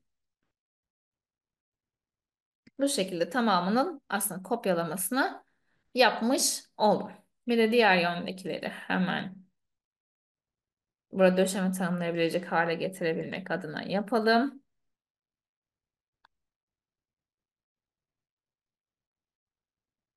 Şimdi bir diye burada 6 metrelik bir açıklık vardı. Dolayısıyla hani kirişleri ortadaki yapınızın da döşemenin de ağırlığına bağlı olarak bir ızgara yaratmak isterseniz eğer ne yapacağınıza bir bakalım. Sonra bir de tali kirişi göstereceğim. Izgaradan kastım hani şu aslında benim yapının uzun doğrultusunda şu doğrultuda tali kirişleri atıp diğer doğrultuda ama bu şu yerde yaptığımız kirişlerde 6 metrelik açıklıklar geçiyor. 6 metre boyunca tutulu olmamasını önlemek ister ve buraya yanal zayıf eksende yanal düzeyde tutmak için bir kiriş atmak isterseniz eğer burada bir ızgara bu şekilde yaratabiliriz. Bunu kirişle girip diğerini tali kirişle gireceğim. Bunu kolay yakalayabilmek adına mesela şimdi orta noktasına diyelim ki tam ortadan 3'er metreden geçirmek istedim ve benim yardımcı aksarım girili değil. Ne yapmam gerekir diye bir bakalım. Çizimler sekmesine gittim. Burada elemanları kolay yakalayabileceğim farklı böyle kolaylaştırıcı şurada yakalama kutucuğunun içinde alternatifler var. İşte bunlar neler? Koordinat sistemi olabilir. Lokal nokta tanımlayabilirim. Gelişmiş yakalama seçeneğini açabilirim. Gelişmiş yakalama seçeneği sizin ekranda çok yani sürekli açık olmasını tavsiye ettiğimiz bir seçenek değil. Çünkü hem çok hassas bir şekilde herhangi bir noktayı yakalayabilmenizi sağlar. Örneğin mesela çelik giriş. Şimdi bu açıktı. Çelik giriş gireceğim. Radius'u da yakalayabiliyorum gördüğünüz gibi. Bu hani çok hızlı hızlı modelleme yaparken sizin hata yapmanıza da sebep olabilecek bir şey. İhtiyaç çünkü sürekli duymuyorsunuz ama program sizin beklemediğiniz bir yandan hassas bir ölçümle yaptığı için siz fark etmeden bu şekilde yakalayabilir. Bunun önüne geçmek için sadece ihtiyaç duyduğunuz anlarda açın lütfen. Onun dışında bu kapalı olsun. Şimdi geri çıktım buradan. Bunun dışında dik referans, paralel referans ya da dik gibi alternatifler var. Orta nokta var ve en yakın nokta var. Ben şimdi orta noktayı seçtim. Çelik menüsüne geri döndüm. Kirişe gittim. Bunu da şöyle kesitini de IP270 olarak tercih etmiştik. Öyle kalsın şimdilik. Bakın görüyorsunuz artık kirişin orta noktasını yakalayabiliyorum. Hatta bunu da görebilmeniz için hani her seferinde aktive olduğunu şöyle obje çoğaltla teker teker yapalım. Mouse'un zaten direkt orada rengi değişiyor. Ben üst kattaydım tabii o yüzden perspektifte başka yere geldik. Çok pardon. Hemen hızlıca siliyorum ama nasıl yapıldığını da görmüş olduk. Şimdi bunu da obje çoğaltla yapacağım. Bir tanesi fazla olmuş oldu. Onu da sileceğim şöyle. Bu şekilde tanımlamayı gerçekleştirdik. Şimdi araya tali kirişi gireceğim. Yine önce malzeme seçin diyor. S235'i seçtim. Tamam dedim. Açılan tali kiriş tarafında ayarlarına gittim. Burada genel ayarlarla başlar. Burada klasik obje adı, renk, materyal gibi detaylar var. Buraya hiç dokunmanıza gerek yok. Statik tarafına geldiğimde kesiti, malzemesini ve açısını görüyorsunuz. Kesitin açısını değiştirmek isterseniz yine kesit yükle'den kütüphaneye ulaşabiliyorsunuz. Petek kesit seçimi yaparsanız baştan ve sondan dolu petek sayısı şeklinde burada bir açılım olacaktır. Yerleşime geldim. Burada sayı bazlı veya aralık bazlı olarak değişiklik gösteriyor. Veri girişi yapabilirsiniz. Ben bugün aralık bazlı gireceğim ve 150'ye 1,5 metrede bir atmak istiyorum. Buna uygun bir şey yapacağım. Hatta 2 metreye çıkartalım. Şimdi aşağıda başlangıç ve bitiş değişiklikleri ilk elemanı ve son elemanı kaldır otomatik seçili. Bunun sebebi hani ana kirişlerinizle çakışmaması. Seçtiğim kirişler üzerine sıfır noktasına atmasın diye aslında. Aşağıda da alternatif olarak offsetler için ilk ana parçaya dik, ikinci ana parçaya dik veya bağımsız şeklinde seçenekleri kullanıp tüm kutucuklara diğer elemanlarla ve birleşimlerle çakışmasını önleyecek şekilde offsetler verebilirsiniz. Uzatmalar sekmesinde konumunu göreceğiz özellikle. Üste başlık üstü mü, yani ana kirişlerinizin başlığının üstünde mi olacak? Tam başlık alt hizasına mı denk gelecek? Veya ortada mı olacak şeklinde 3 seçenek var. Farklı ihtiyaçlarınız olması durumu için de dikey öteleme dediğimiz bir seçenek daha var. En üstten aşağıya doğru gider. Sıfır şu anda üstte başlık altına seçili olduğu için bunu seçip buraya bir değer de girebilirsiniz. Bir altında ise bağlantı tipi mevcut. Yine yüzer araç çubuğunu şöyle tıkladığımızda altta tek kayma levhalı birleşim, çift köşe bentli, tek köşe bentli, tek kayma levhalı, rigidleştirilmiş alım ve kayma şeklinde alternatifler görüyorsunuz. Bu menünün avantajı şu: tali kirişlerin tamamına birleşimlerden teker teker girmek zorunda kalmayacaksınız. Tek seferde biz tamamını atacağız seçtiğiniz birleşime göre. Örneğin ben burada T levhalı kayma birleşimini seçtim. Bununla modellemeyi yapacağım. Sonrasında değişiklik yapıp aslında farklı birleşimleri kullanabildiğimizi de göstermek istiyorum. Şimdi burada uzatmalar tarafı aktif ama ben herhangi bir konsol çıkışı yapmayacağım için sıfırda bıraktım. Kayma çivileri yine döşemeden otomatik alınacak şekilde duruyor. Onu döşeme kısmında ayrıca göstereceğim. Tasarıma geldiğimde de yine mesnetlenmiş uzunluk alanı LTB'ye ve ilmek katsayısı CB'ye dilerseniz kutucuğa işaret atıp müdahale edebilirsiniz. Talih kirişler program aslında otomatik bir şekilde zaten serbestliklerini kendisi yani algılar ve ona göre hesaplamalarını yapar. Sizin herhangi bir tasarım değişkenine tıklamanıza gerek yok ama özel bir kabul yapıp bir projede kontrol yapmak isterseniz bu kutucukları kullanabilirsiniz. Şu an sayım sınırı ln/240 olarak sabit. Bu kutucuğa yine siz değişik uygun durumlar için değişiklik yapabilirsiniz. Yönetmelikte farklı bir değer varsa program dediğim gibi bu sayım sınırını otomatik olarak değiştirmez. Burada dikkatli olmanız lazım. Tamam dedim. Yine ister perspektiften ister plandan elemanları seçmek gerekiyor. Şimdi ilkine geldiğimde ekranda zaten okun yönü bana yardımcı olacak şekilde belirlendi. İkinci okun ilerleyince, mouse ilerletince yönü de görüyorsunuz şu kiriş üzerinde ortaya çıktı. Buradaki en son açıklıktaki kirişi de seçtim. Benim seçtiğim ayarlarla şimdi bir daha kontrol de edelim. Gördüğünüz gibi geldi. Şimdi de şöyle bir zoom yapalım. T profilli birleşimi tüm şeylere de elemanlara da atamış oldu. Burada bir birleşim üzerinde birazdan aslında tekrar göstereceğim ama burada da göstermekte fayda var.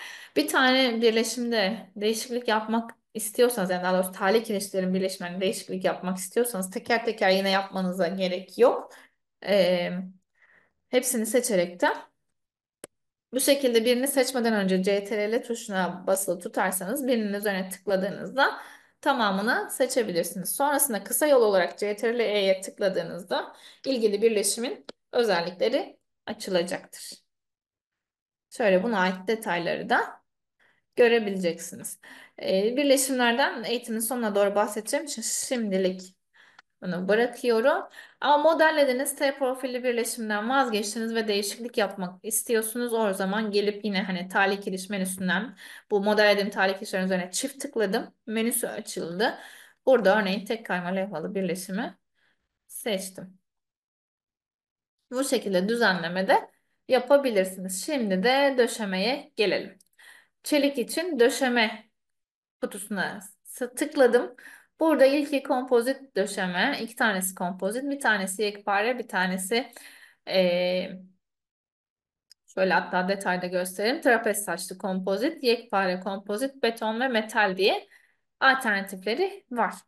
Burada farklar ne diye şöyle bir bakacak olursak trapez saçlı kompozit döşemede trapezin geometrisi aşağıda şu an girili. Siz de buradan hani değiştirebilirsiniz bu parametreleri.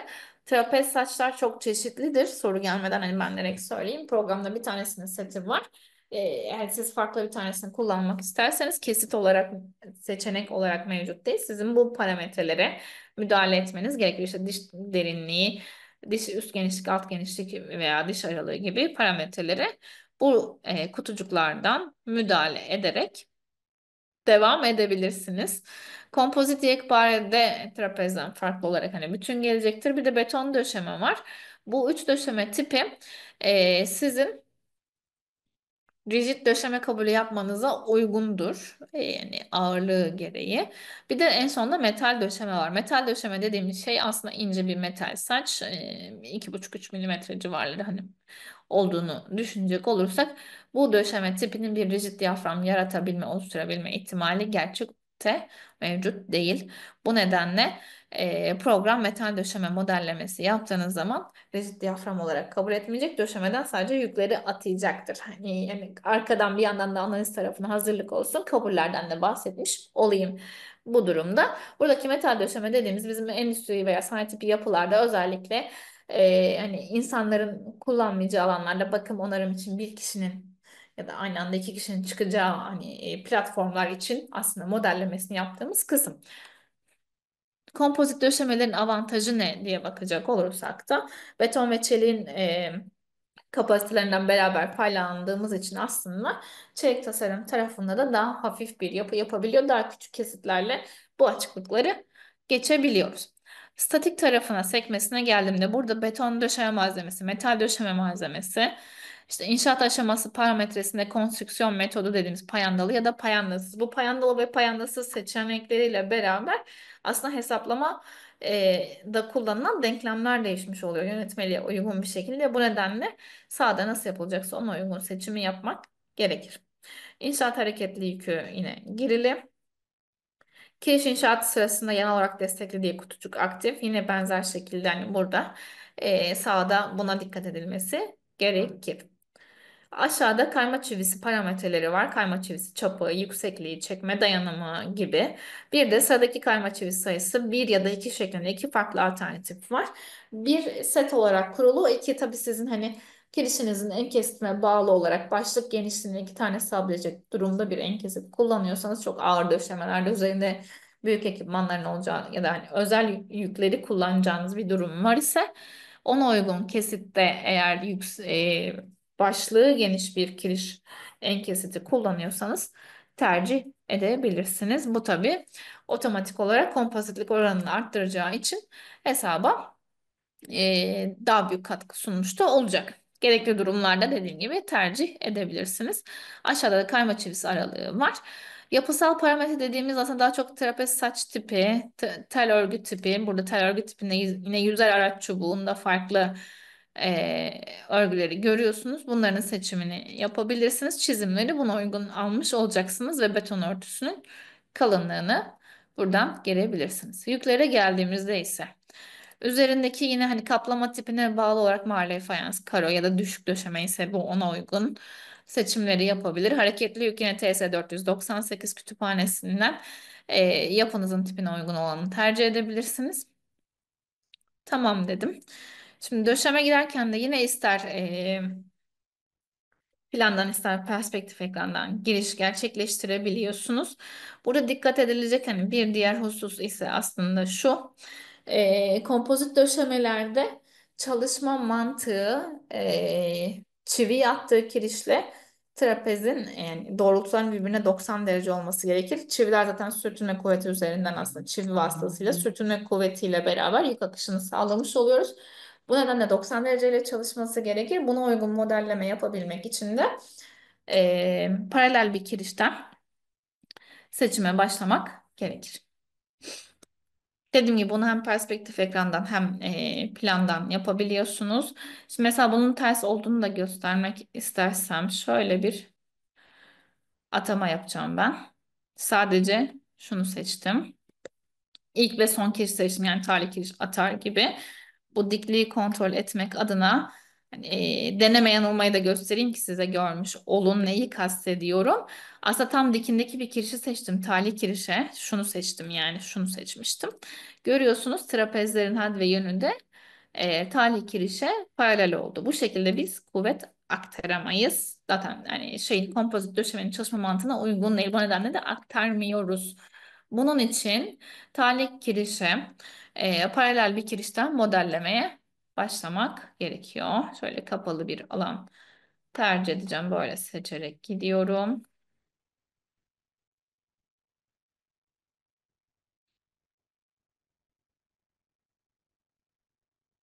En sonda bu arada son elemanı seçtikten sonra sağ tuş yapıp bastığınızda eleman modellemesi tamamlanmış oluyor. Şimdi gelin bir de bakalım.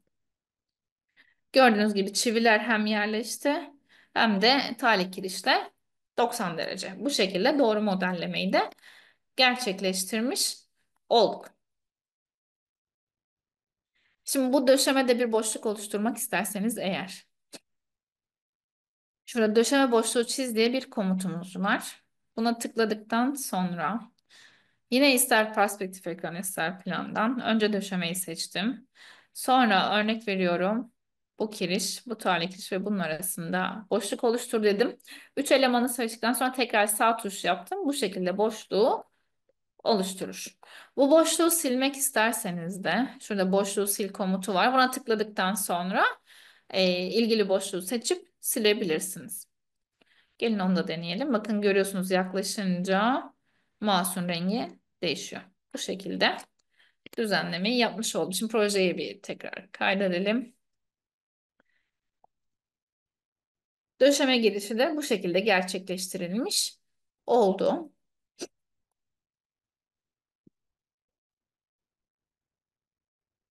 Şimdi de çaprazlara bakalım gelin.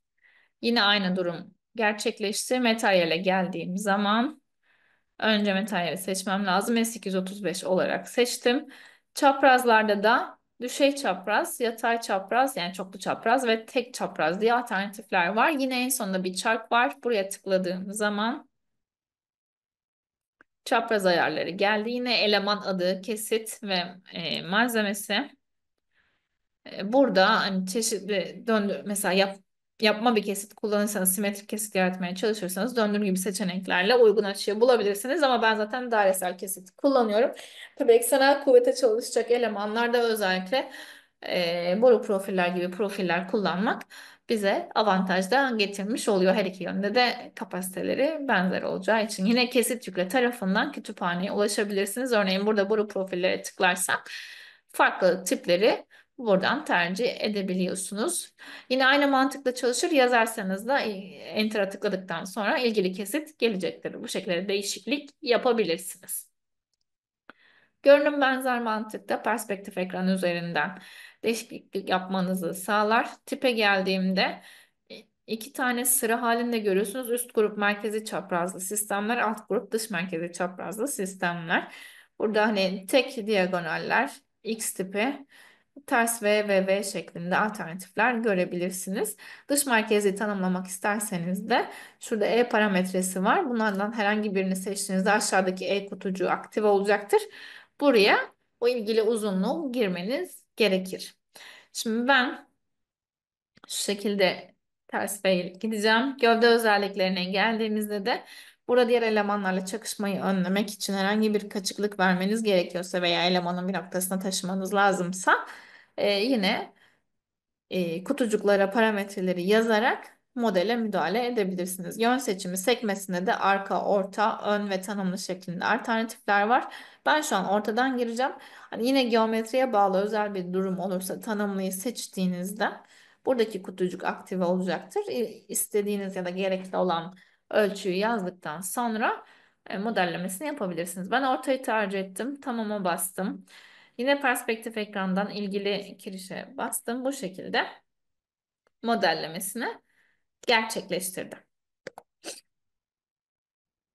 Şimdi çaprazları da hani bir diğer bu arada hani kolay modelleme seçeneği olarak bir tane çaprazı girdim. Program en son girdiğiniz komutu hatırlar. Mouse orta tuşuna basarsanız görüyorsunuz şimdi Q1 diye geldi. Değişti. Son komutu hatırladı. Ben tekrar çaprazı girdim. Yapınızın tipine, hani açıklıklarınıza, kaç tane açıklığına sahip olduğunuza göre değişkenlik göstermekle beraber yapının stabilitesini sağlayabilmek adına bir dolu bir boş olacak şekilde veya işte iki boş bir dolu olacak şekilde bu çaprazları modelleyebilirsiniz. Ben bu şekilde bir dolu bir boşu tercih ettim. Modellemeyi de bu şekilde yapmış olduk. Şimdi plana hani bir dönelim. Şöyle birinci kata geldim. Burada aslında Kirişleri ve döşemeleri bir seçeceğim. Benzerlerini seç, Y'yi kullandım.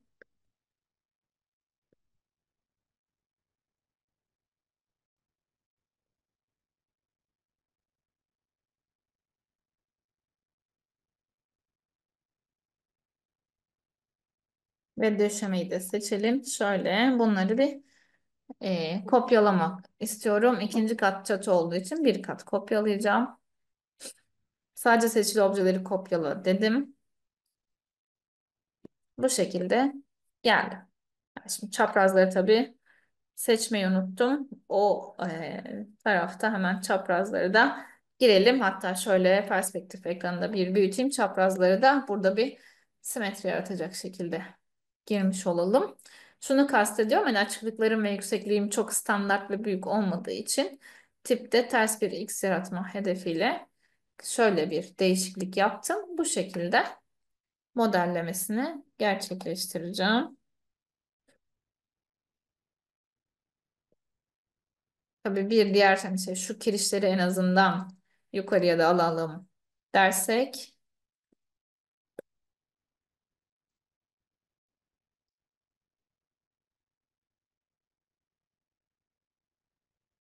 bu kolonları da direkt aynı kirişlerle alttan bağlayacağım, onu da göstereceğim.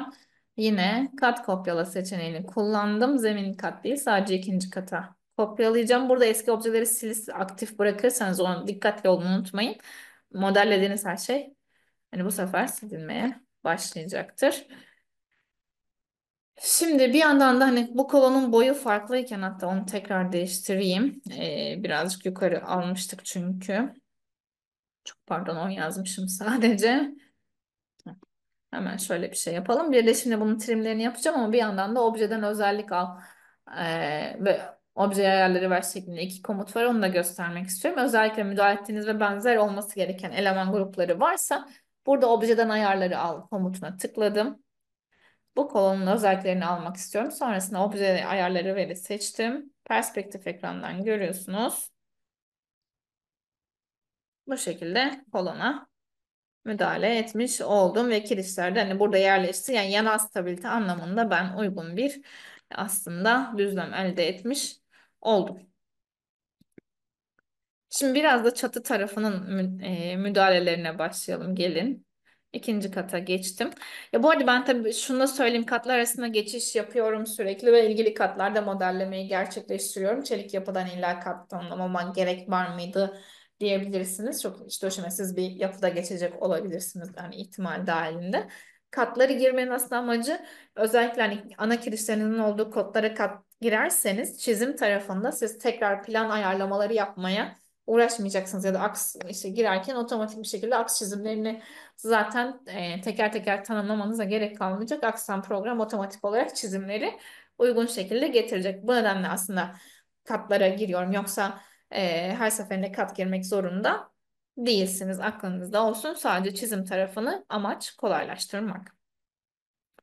Şimdi burada bir diğer dikkat edilecek husus şu. Hatırlarsanız döşemenin altına ben tali kirişle giriş yaptım. Şimdi çatıdayım ve çatıya çapraz ve aşık gireceğim. Bu sefer aşık kullanıyorum. Neden? Döşemeyle aşığın farkı nedir diye hızlıca bir bakalım dilerseniz. E, Biz döşemeleri hatırlarsanız hatta içine de tekrar şöyle gireyim. Burada şey demiştik, trapez taşlı kompozit, yekpare kompozit ve beton döşeme bunlar rigid diyafram kabulüne uygun elemanlar ama metal döşeme rigid diyafram oluşturabilecek bir kapasiteye sahip değil. Döşemedeki hani durum aslında hem işte malzemesinden kaynaklı, içinde beton da var, bu yüzden döşemeyle giriyoruz. Kat aralarındaki tüm bu şeyleri döşemeyle girmek gerekir. Diyelim ki metal döşeme oldu. Ne fark edecek? Kaplamayla girsem olmaz mıydı diyebilirsiniz. Olmaz, yine döşemeyle girmeniz lazım. Döşeme çünkü tali kirişe yük aktarır. Kat içinde tali kiriş girmeniz ve döşeme girmeniz gerekiyor. Metal döşemenin içinde ona uygun bir şekilde yine hem kaplama yükü hem hareketli yükler var. Kaplama komutu aşıkların üzerine girilir. Kaplamada da kar yükü gibi veri girişlerini gerçekleştirebiliyorsunuz. Yine kaplama bir rigidlik yaratmadığı için sadece yük aktaran eleman olarak kullanılacaktır. Aklınızda olsun. Şimdi buradan çıktım. E, Bir de çaprazları göstereyim, sonra aşıkları göstereyim dilerseniz. Çelik çapraz çoklu elemana geldim. Bunun farkı ne diye, yani ona bir bakacağız. Şimdi düşeydeyken bir tane kirişi seçtim ve tamamlandı. Bu sefer çatıya yatay stabiliteyi sağlamak adına yatay çaprazlar gireceğim. Çoklu çaprazı seçtim. İki tane eleman seçmem gerekecek. Bir de bunu seçtim. İki kirişi seçtikten sonra ben dedi ki çelik çapraz sayısını verin. Şimdi bu 20 metrelik bir açıklıktı. Tam ikiye böldüm 10. metresinden. Hani tasarım açısından da düşün ama ne kadar da bir kurtarabilir diye. 2 veya 3 seçeneği aslında mantıklı seçenekler. Ben şimdilik 2 ile ilerleyeceğim. Mesela en büyük hatalardan bir tanesi de ben de yaptım hemen. Tipini değiştirmedik. Bu tip hafızada hep en sonuncuyu hatırlar demiştim ya, o kaldı. Onu hemen düzenleyelim. Neyi kastediyorum? Gelin beraber bakalım. Ayarlara geldim. Burada X tipi değil V seçili. X tipini seçtim. Tamam dedim. Çoklu çapraz seçiliydi. Önce ilk kirişi, sonra ikinci kirişimi seçtim. Çelik çapraz sayısını verin dedi. 2 dedim. Tamam dedim. Gördüğünüz gibi uygun bir şekilde şu an atamasını gerçekleştirdim. Şimdi bu çaprazları seçelim. Şu gövde seçimine bir gelelim. Kastettiğim şey, hani bir öteleme vermemiz gerekiyordu ya, mesela şu bölgede e, çakışmalar var. Tabii birleşim girdiğimizde hani işler değişecek ama onu da kurtarmak adına bakın bir değişiklik yaptım. İlgili kutucuklara yani ben 20 girdim. Bunu tabii şimdi yerine göre değiştirmek gerekiyor. Tabii bir yandan da çaprazların tasarım açısından da bu üç elemanın da tek bir düğüm noktasında birbirine yük aktarması gerekiyor durumundan kaynaklı. Uygun bir mesafede kaçıklık vermek lazım. Çok abartı oranlarda vermemek gerekiyor. Bu menüdeki gövde özellikleri kısmı bu şekilde kullanılıyor. Çaprazları da girdim. Şimdi ben bu çaprazlara yine dikkat ederseniz düşeydekilerle bir e, bütünlük oluşturacak şekilde yani girmiş oldum. Diğer taraflara da hemen girelim.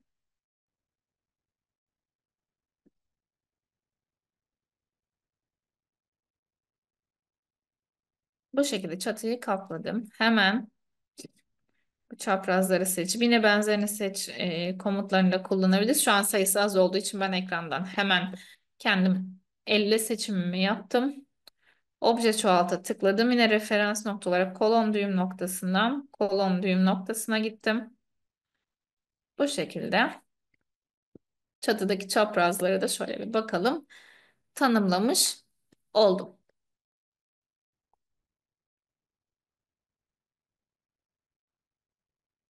Şimdi zaten orta noktayı da tekrar açalım bir. Bir de aşıklara geçmeden önce dikkat edecek hususlardan bir tanesi bu. Şimdi bir dolu bir boş geçti ama bu iki ana kirişi birbirine bağlayan bir eleman söz konusu değil. Burada stabilite elemanlarıyla beraber çatının yekpare hareket etmesini sağlamamız gerekiyor. Bunun için de çelik kiriş komutuna gittim. Hani illa çaprazla girmek zorunda değilsiniz bu stabilite elemanlarını bu arada. Şimdi ben buradan yine süreklilik oluştursun diye aynı enkesti seçeceğim. Görüyorsunuz buradan kolayca yakalayabildim ve bu şekilde kirişi girmiş oldum.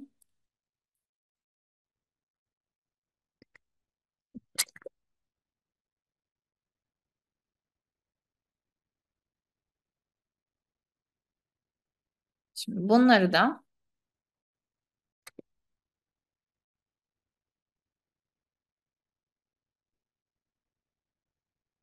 yine aynı tarafa, diğer tarafa da aynı işlemi gerçekleştirmem gerekiyor ve yine kopyalayabilirim bu arada. Kolonla seçeneğini kullanıp bu kolondan bu kolonu aldım. Şunu tekrar orta noktayı kapatalım. Bu iki stabilite kirişini seçtim.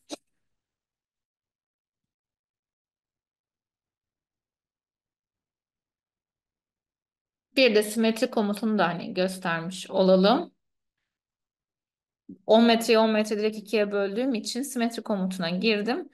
Tam mahyanın orta noktası bunu iki parça ayırdığı için bu şekilde düğüm noktalarından peş peşe iki tanesini seçebilirim. Tekrar göstereyim. Bu iki elemanı seçtim. Simetriye geldim. Mahya orta noktasından yine bir sonraki mahya orta noktasına gittim. Gördüğünüz gibi bunlar otomatik bir şekilde gelmiş oldu. Bu şekilde girişleri yaptıktan sonra tabii bu elemanların bu mahyada da aslında sağlı ve sollu gitmesi lazım. Full yapıyı haftaya ben tamamlanmış hani en iyi halini göstereceğim. Şimdi zamanımız kısıtlı olduğu için doğrudan modelleme araçları nedir onlarla ilerliyorum. Aşık komutuna geldim. Yine önce statik malzeme seçin dedi. S235'i tercih ettim. Tamam dedim. Yine talih işte benzerdir bu arada. İlk ve ikinci işte ana kirişi seçtiğinizde zaten oklar da yanacak birini seçtim. Şimdi iki yönde de yeşil oklar ekranda yanmaya başladı. Bu şekilde atamayı gerçekleştirecek. Zaten aşık ve talih kirişin menüleri de benzerdir aklınızda bulunsun. Statik kısmına geldiğinde burada kesit görüyorsunuz malzemesi. Dönüş açısını görüyorsunuz. Yerleşimde de aralık bazlı veya sayı bazlı giriş gerçekleştirebilirsiniz. Benzer şekilde hem çakışmaları önlemek için hem de modellemede hani uygun çözümleri yaratabilmek adına ilk elemanı kaldır, son elemanı kaldır şeklinde alternatifleri kullanabilirsiniz. İlk ana parçaya dik bağımsız ve ikinci ana parçaya dik şeklinde farklı alternatiflerle yine modelleme şansımız var. Uzatmalar kısmından konumunu tercih edeceğiz. Üste başlık üstü, üste başlık altı, tam orta veya yine gerekli durumda dikey bir ortalama verebilirsiniz. Bağlantı tipi aşık, kuşak ve kaynaklı şeklinde 3 farklı alternatifi var. Tercih edebilirsiniz. Konsol çıkışı olabilir. Mesela ben bunlara böyle 80'er santimlik konsol çıkışları da yapmak istiyorum. Tasarım sekmesine geldiğimizde yine mesnetlenmiş uzunluk oranı eğilme katsayısına ve toplam sayıme müdahale edebilirsiniz. Dilerseniz kutucuğa tıklayarak. Müdahale etmediğiniz takdirde program yine aynı şekilde kendisi otomatik hesabı gerçekleştirecektir. Tamam dedim. Şimdi yakından bakalım. Bir de açılarını düzeltelim. Şöyle bir şey yapacağız. Hemen aşığın içine çift tıkladım. Tekrar girdim. Statik kısmına geldim. Dönüşünü 180 derece yaptım. O profilin diğer tarafına kullanmak istediğim için. Şimdi birleşimlerine müdahale etmek istediğim durumda yine teker teker müdahale etmek yerine CTRL'ye basılıyken bir tanesini seçtim. Tamamı seçildi. CTRL-E kısa yoldur. Tıkladığınızda birleşimin kendi menüsü geldi. Ben burada profili tercih edeceğim. Bu şekilde UV profil otomatik bir şekilde geldi. Ana elemana kaynaklı aşağı blonlu bir bağlantıyı tercih ettim. Profile geldiğimde burada kesit yüklediği şu an UPN'ler var. Örneğin UPN 140'ı deneyelim. Kesit yükle derse de yine siz kütüphaneye ulaşabiliyorsunuz. Blonlara geldiğimde bir yandan da birleşim menüsünde anlatmaya başlamış olalım. Aşık blonlarına geldiğim zaman şimdi yatayda iki grupta da bir tane var görünüyor. Bunu da ikiye çekeceğim ve mesafelerini ayarlayacağım. Bunun için de ne gerekiyor bize? Blon özelliklerine geldim. Emon hani yazan yere tıkladım. Burada dairesel delik tipi, standart dairesel, büyük dairesel, özel ölçülü dairesel şeklinde alternatiflere sahip. Bunlardan birini tercih edebilir veya oval delikli, kısa oval, uzun oval ya da özel ölçülü ovali kullanabilirsiniz. Bulon çapına geldiğimizde hatırlarsanız projeyi ilk açarken sette biz ISO seçmiştik. Onlara göre sınıflar geldi. Zaten M10'dan M36'ya kadar bulonlar var. M12 tercihi yaptım. ISO tarafı da 4.6'dan 12.9'a kadar farklı kalitede yine bulon sınıfları var. ISO 8.8'i tercih ettim. Tamam dedim.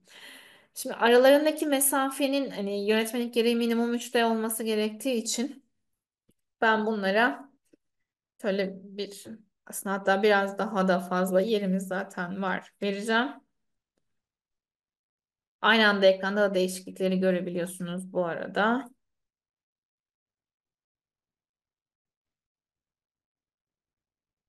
Şöyle bakacak olursak. Bu şekilde bir modelleme gerçekleştirmiş oldum. Burada atölye bloğu dediğimiz kısım şu an kutucuk tıklı değil. Bu tıklı olmadığı zaman program çelik mantıkta otomatikman şunu yapar. Hafta yine detaylı inceleyeceğiz. Çelik çizimler tarafında kaynaklı iki objeyi birbirine kaynaklı olmuş iki objeyi bir montaj assemble yapar. Bloğunda olanınsa sahada montajı gerçekleşecek şekilde ayırır. Yani bir montaj parçası belirleme seçeneği kaynak oluyor. Bu durumda şimdi bloğun olduğu zaman eğer siz burada yine de bir assemble bir montaj parçası yaratmak istiyorsanız atölye bloğuna tıklarsanız çizimler ona göre oluşacaktır. Ben şu an burada böyle bir işlem yapmayacağım için işaretlemiyorum.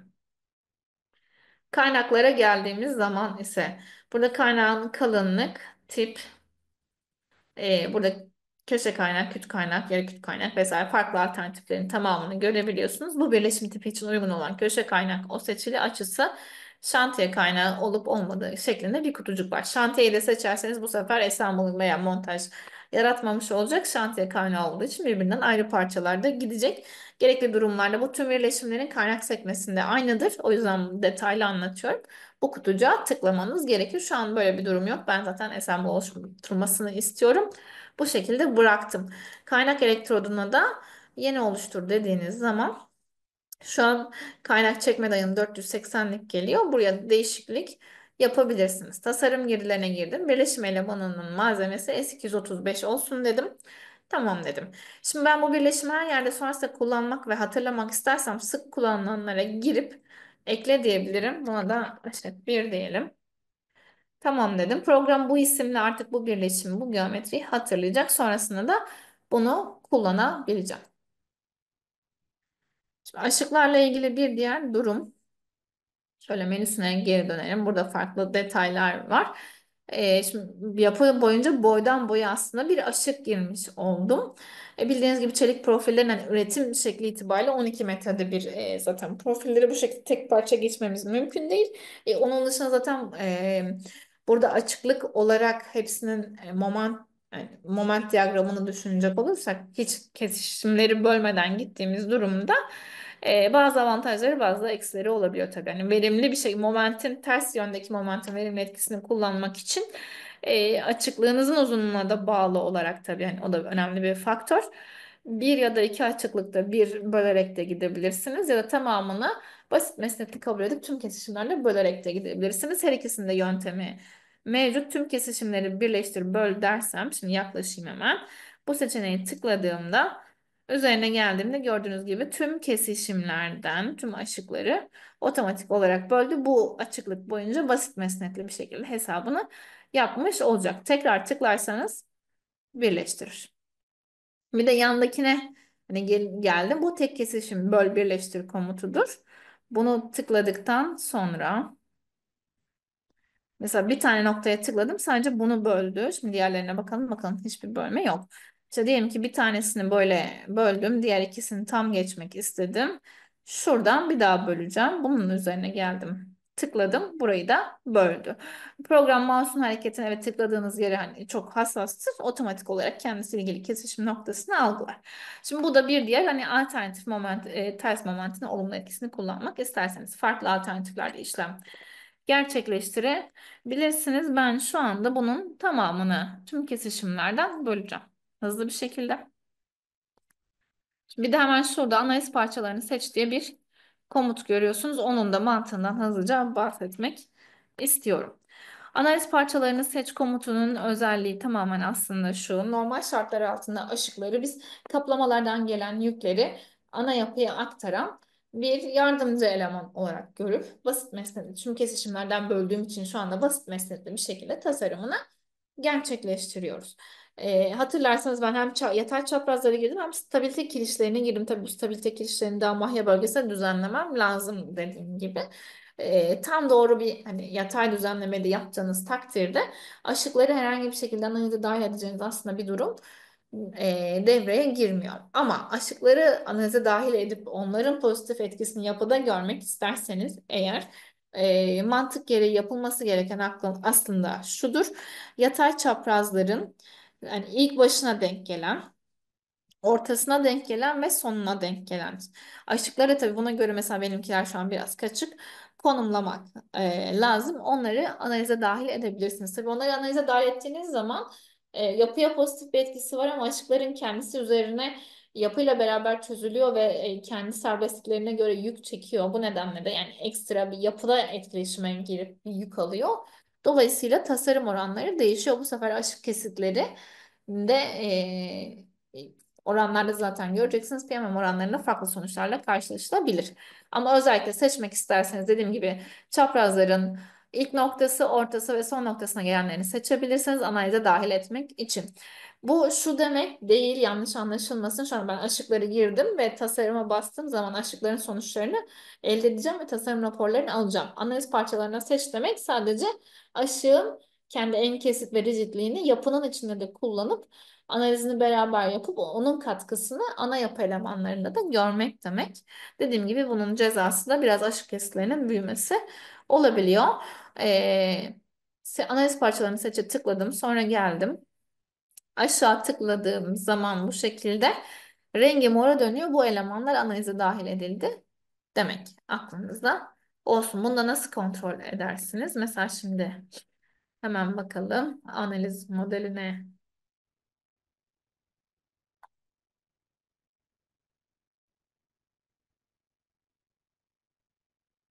gidelim.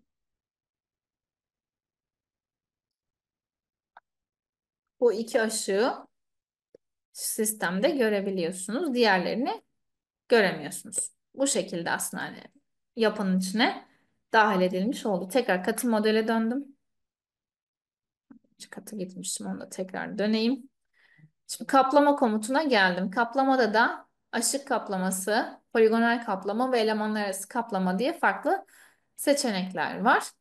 Ayarlarına gittiğim zaman da statik kısma geldiğimde birim ağırlık, kar yükü, yapının olduğu bölgeye göre sizin kar yükünü elle hesaplayıp buraya alan yükü olarak girmeniz gerekiyor. Ve hareketli yük yine TS 498'den seçim yapabilirsiniz. Kullanıcı tanımlı rüzgar yükü girmek isterseniz kaplamanın üzerine ilgili kutucuğun üzerine bir kez tıklayınca aktif olur ve elle hesapladığınız ya da Excel'le hesapladığınız rüzgar yükü değerlerini siz kendiniz buraya girebilirsiniz. Program bunu yapmadığınız takdirde otomatik olarak hesaplıyor ve yapıdan göz önüne alıyor. Kombinasyonları da dahil ediyor. Onu ayrıca inceleyeceğiz ama hani özel bir durum olduğunda buradan da kullanabilirsiniz. Şimdi ben bu yöntemde aşı kaplaması tercihindeydim. Herhangi bir aşının üzerine ekranda geldiğinde mouse'un imlecin rengi farklı yandı. Tıkladım. Kaplama otomatik olarak oluştu. Tamam dedim. Çıktım. Bu şekilde modelleme gerçekleştirilebilir. Bir de diğer kaplama tiplerine hani bakacak olursak mesela poligonal kaplamaya bir bakalım. Önce bir yüzey yaratmanızı istiyor sizden. Bu kolonun dış yüzü olarak belirledim. Sonrasında elemanları hani kapalı bir alan oluşturacak şekilde elemanları seçmek lazım. Her ikisini seçtim iki kolonu ve sağ tuşa bastım bitirdim. Gördüğünüz gibi kaplama oluştu. Bu da hani aşık ya da kuşak girmediğiniz bir durumda farklı bir nokta için tabii. Şimdi ben bu kolonlara kuşak gireceğim. Bu şekilde modelleme yapabilirsiniz. Şimdi bir de gelin dilerseniz yavaş yavaş birleşimlere girelim. Süremizi birazcık aşacağız bugün öyle görünüyor. Birleşimlerin de özelliklerinden bahsetmek istiyorum.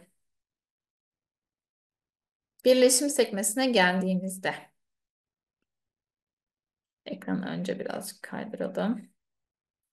Şimdi burada farklı birleşimleri görüyorsunuz. Bunun alttaki şurada yüzer araç çubuğuna bir tıklarsam da altta farklı birleşimleri açacaksınız. Mesela bunların hepsi hesabı yapılan kayma birleşimleri. Tek köşe bentli birleşim, çift köşe bentli birleşim, mesnet köşe bentli, alım levhalı ve T levhalı kayma birleşimi şeklinde değişkenlik gösteriyor. Bir sonraki grup moment aktaranlar deprem yönetmeliğinde de hesabı özel kurallara bağlanmış bu birleşimleri kullanabilirsiniz. İşte alın levhalı 4 bulonlu, rigidleştirilmiş, rigidleştirilmemiş ve yine 8 bulonlu var. Başlık levhalı bulonların altında da tam penetrasyon kaynaklı, başlık levhalı kaynaklı gibi alternatifleri bulabilirsiniz. Alın levhalı kiriş eki, çapraz uç birleşimi, kolon temel birleşimi gibi detaylar var. Bir de hesabı yapılmayan ikinci kategori, şurada konstruktif birleşimler olarak göreceksiniz. İşte çeşitlilik yine kayma birleşimleri, farklı tipler, farklı lokasyonlar için guse birleşimleri, alın guse, guse mahya gibi. Kolon kirişekleri, kolon alın levhalı yine kolon kiriş dijitleştirilmiş birleşimler, mesnet bölgesi birleşimi ve çeşitli makas birleşimleri. Makasları ayrıca E0 bir proje açıp özelliklerini göstereceğim tekrardan. Ee, Ve yine kaynaklı birleşim altında kutu boru profiller için ayrı ayrı yine mahya ve köşe bölgelerine göre birleşimler. Programda çok çeşitli sizin işinizi kolaylaştıracak birleşimler mevcut. En sağda da şunu göreceksiniz: hızlı çizim modu. Hızlı çizim modu sizin perspektif ekranda mouse'unuzun yine konumunu algılayarak hızlı bir şekilde birleşim girmenizi sağlar. Bunu kapattığınız zaman üzerine bir kez tıklamanız yeterli. Rengi normal şu ekranda aynı renge döndüğü zaman kapalı demek. Şimdi mesela burada hemen şu bölgeye bir tane birleşim tanımlayarak bunu test edebiliriz. Mesela Gauss birleşimlerinden birini seçeyim. Alın Gauss'u tercih edelim. Kapalıyken iki tane eleman seçmeniz gerekiyor. Aşağıda bu arada yardımcı olur menüde. Önce kolonu, sonra kirişi seçtim. Bu şekilde bir birleşim ekrana geldi. Şimdi bu birleşimin detaylarını inceleyecek olursak tip kısmında bloğumlu ve kaynaklı. Alın levhası işte kalınlığı mesela 26. Bunu biz 18 diye bir düşürelim. B dediği genişlik kısmı onun kolonu zaten başlık şeyine göre otomatik şuradan da kontrol edebiliyorsunuz. Algıladı. H dediği kısmında yüksekliği onu biraz işte düşürebiliriz. Mesela bulon levhaları da şu arkadaki levhalar. Diyelim ki onları kapattık. Bu şekilde detayları oluşturabiliyoruz. Her bir parametreye kutucuk üzerinden doğrudan müdahale edebilirsiniz. Yanındaki görsellerde de hangi birinin ne anlama geldiği gösterilmiştir. Rigidleştiriciler sekmesine geldiğim zaman bu alt rigidleştirici için parametreleri aslında sizden alıyor. Sıfıra kadar gittiği için bunun da ölçülerine yine benzer şekilde müdahale edebilirsiniz. B1, H1 şeklinde. Mesela şunu biraz daha şöyle bir yere alalım. Bulonlara geldiğimde bulonlar aynı mantıkta ilerler. Yatayda ikişer tane varlar. Yine aralarındaki hani mesafe burada 161. Bunu tam 160 yapalım küsuratsız. Olsun. Yine arkada montajın kolay olabileceği bir şekilde çizimin yapılmış olması hani önemli bizim için. Grup bir içinde D1, V1 diye iki tane parametre var. D1 iki bulon arası mesafe, V1 ise kesitin başlığının alt ucuyla bulon orta noktası arasındaki mesafe. Şimdi iki bulon arası mesafeyi yönetmeliklerde minimum 3D işte bir levha kenarıyla bulon ortası arası 2D durumundan hani bunları ortalama rakamlar olarak düşünecek olursak müdahalelerimizi gerçekleştirmemiz gerekir. Şimdi önce tabii şunu yapalım. Bulon özelliğine geldim. M27 seçili. Ben bunu M24 olarak değiştirdim. Şuraya da daha düz bir rakam olsun diye yani 3'lerin de üzerine çıkacağım. 80 gibi bir rakam. Pardon 2'lerin de üzerine çıkacağım. 60 diyelim. Şimdi buradan oynamaları da görüyorsunuz bu arada. 90 diyelim. Şu şekilde müdahale ettim. Aşağıda da 4 adet hani rigidleştirici tarafında bulan olmasına aslında gerek yok. Onu da şu şekilde ben 3'e indirdim. Yine atölye bulanın tarafı benzer bir durum az önce anlattım. Tekrarlamış olayım. Şimdi şu anda programda hani çelik elemanların mantığı doğal olarak hani tüm standart bir uygulamadır bu.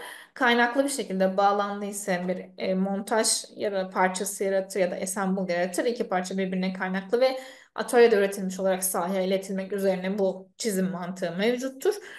Bulonlar ise sahada yerinde hani iki ayrı parça olarak gidecek ve bulonlu kısımlar sahada montajlanacak şeklinde çizimleri oluşturulur. Atölye bulonunu tercih ederseniz yani bunu aktif halde kullanırsanız bu sefer sahaya bu atölyede de bulonlanmış bir şekilde tek parça halinde gidecek anlamına geliyor.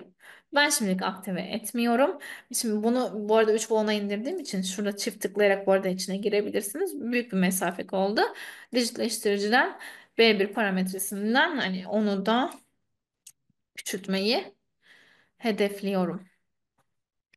ve haşına da biraz müdahale ederek yukarı aldım. Tabii balon montajını sağlayabilecek bir yükseklikte olması lazım. Şöyle bakalım. Burada şu ikisi arasındaki kaynağı sağlayacak bir mesafe bırakmam gerekiyor.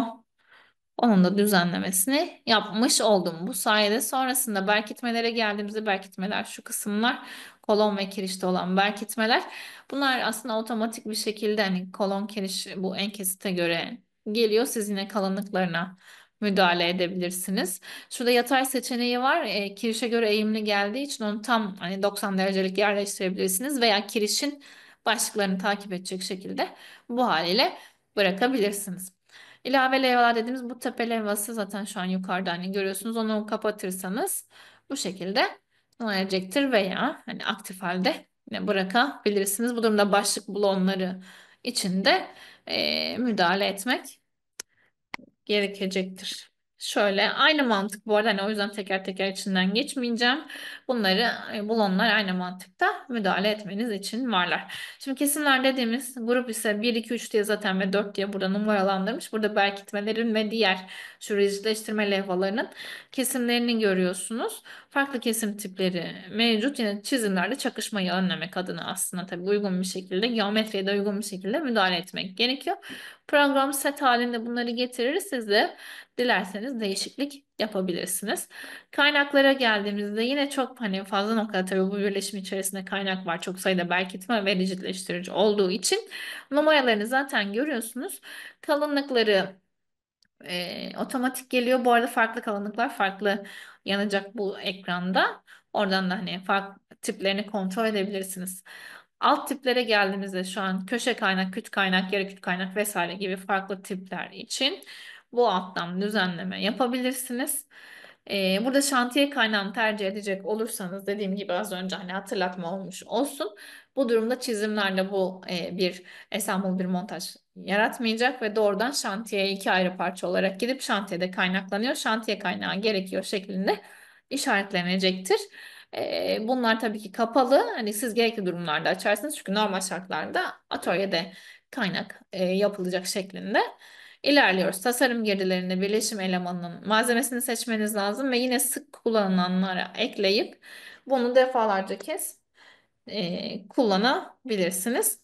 Bu arada hani az önce çapraz girişiyle aynı mantıktadır. Zaten program en son girdiğiniz birleşimin geometrisini hani hatırlayacak. Onu da tekrar kullanabiliyorsunuz. Şimdi mesela bakalım.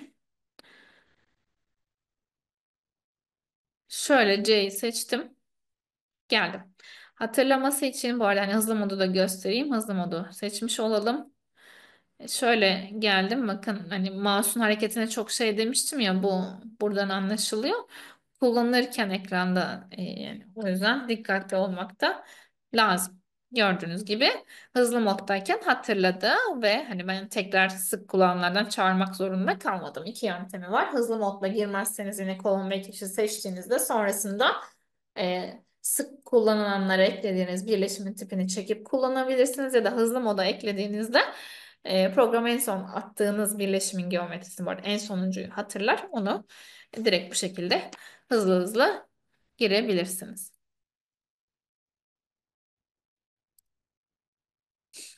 Şimdi şöyle tanımlamaları da yapmış olayım.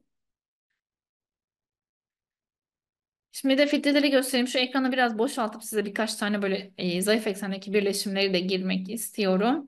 Şu aşık demek, kaplama demek. Birleşim, döşeme diye gider. Mesela döşemeleri de kaldırdım veya bir obje grubunu seçip seçilen objeleri sakla ya da seçilmeyen objeleri sakla şeklinde alternatifleri kullanabilirsiniz. Şimdi aslında amacım şu. Burada her iki yönde de birleşimler devreye girecek. Mesela bu tarafa moment aktaran bir birleşim girelim. Örneğin rigidleştirilmiş alın level 4 bloğunla birleşim girelim. Önce kolonu sonra kirişi seçtim.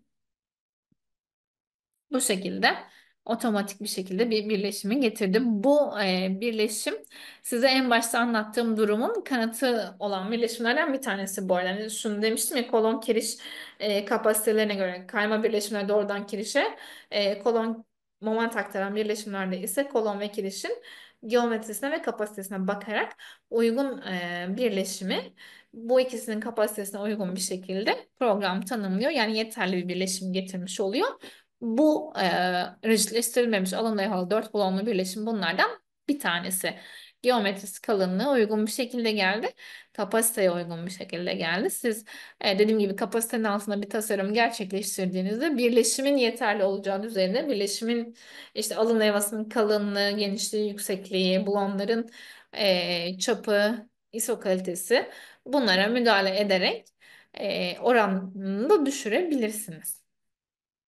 Bu birleşimi de şöyle bir hızlıca inceleyelim. Burada alan evası işte genişlik ve yüksekliklere müdahale edebiliyorsunuz. Bulon tarafı hani benzerdir. İki bulon arası mesafe kesitle bulonun orta noktası arası mesafe şeklinde gidiyor. Burada ortadan iki tane olduğu için sadece bulon arası mesafe bir daha alınmaya gerek görülmedi. Berkitme levhaları yine hani kirişin devamı şeklinde aslında.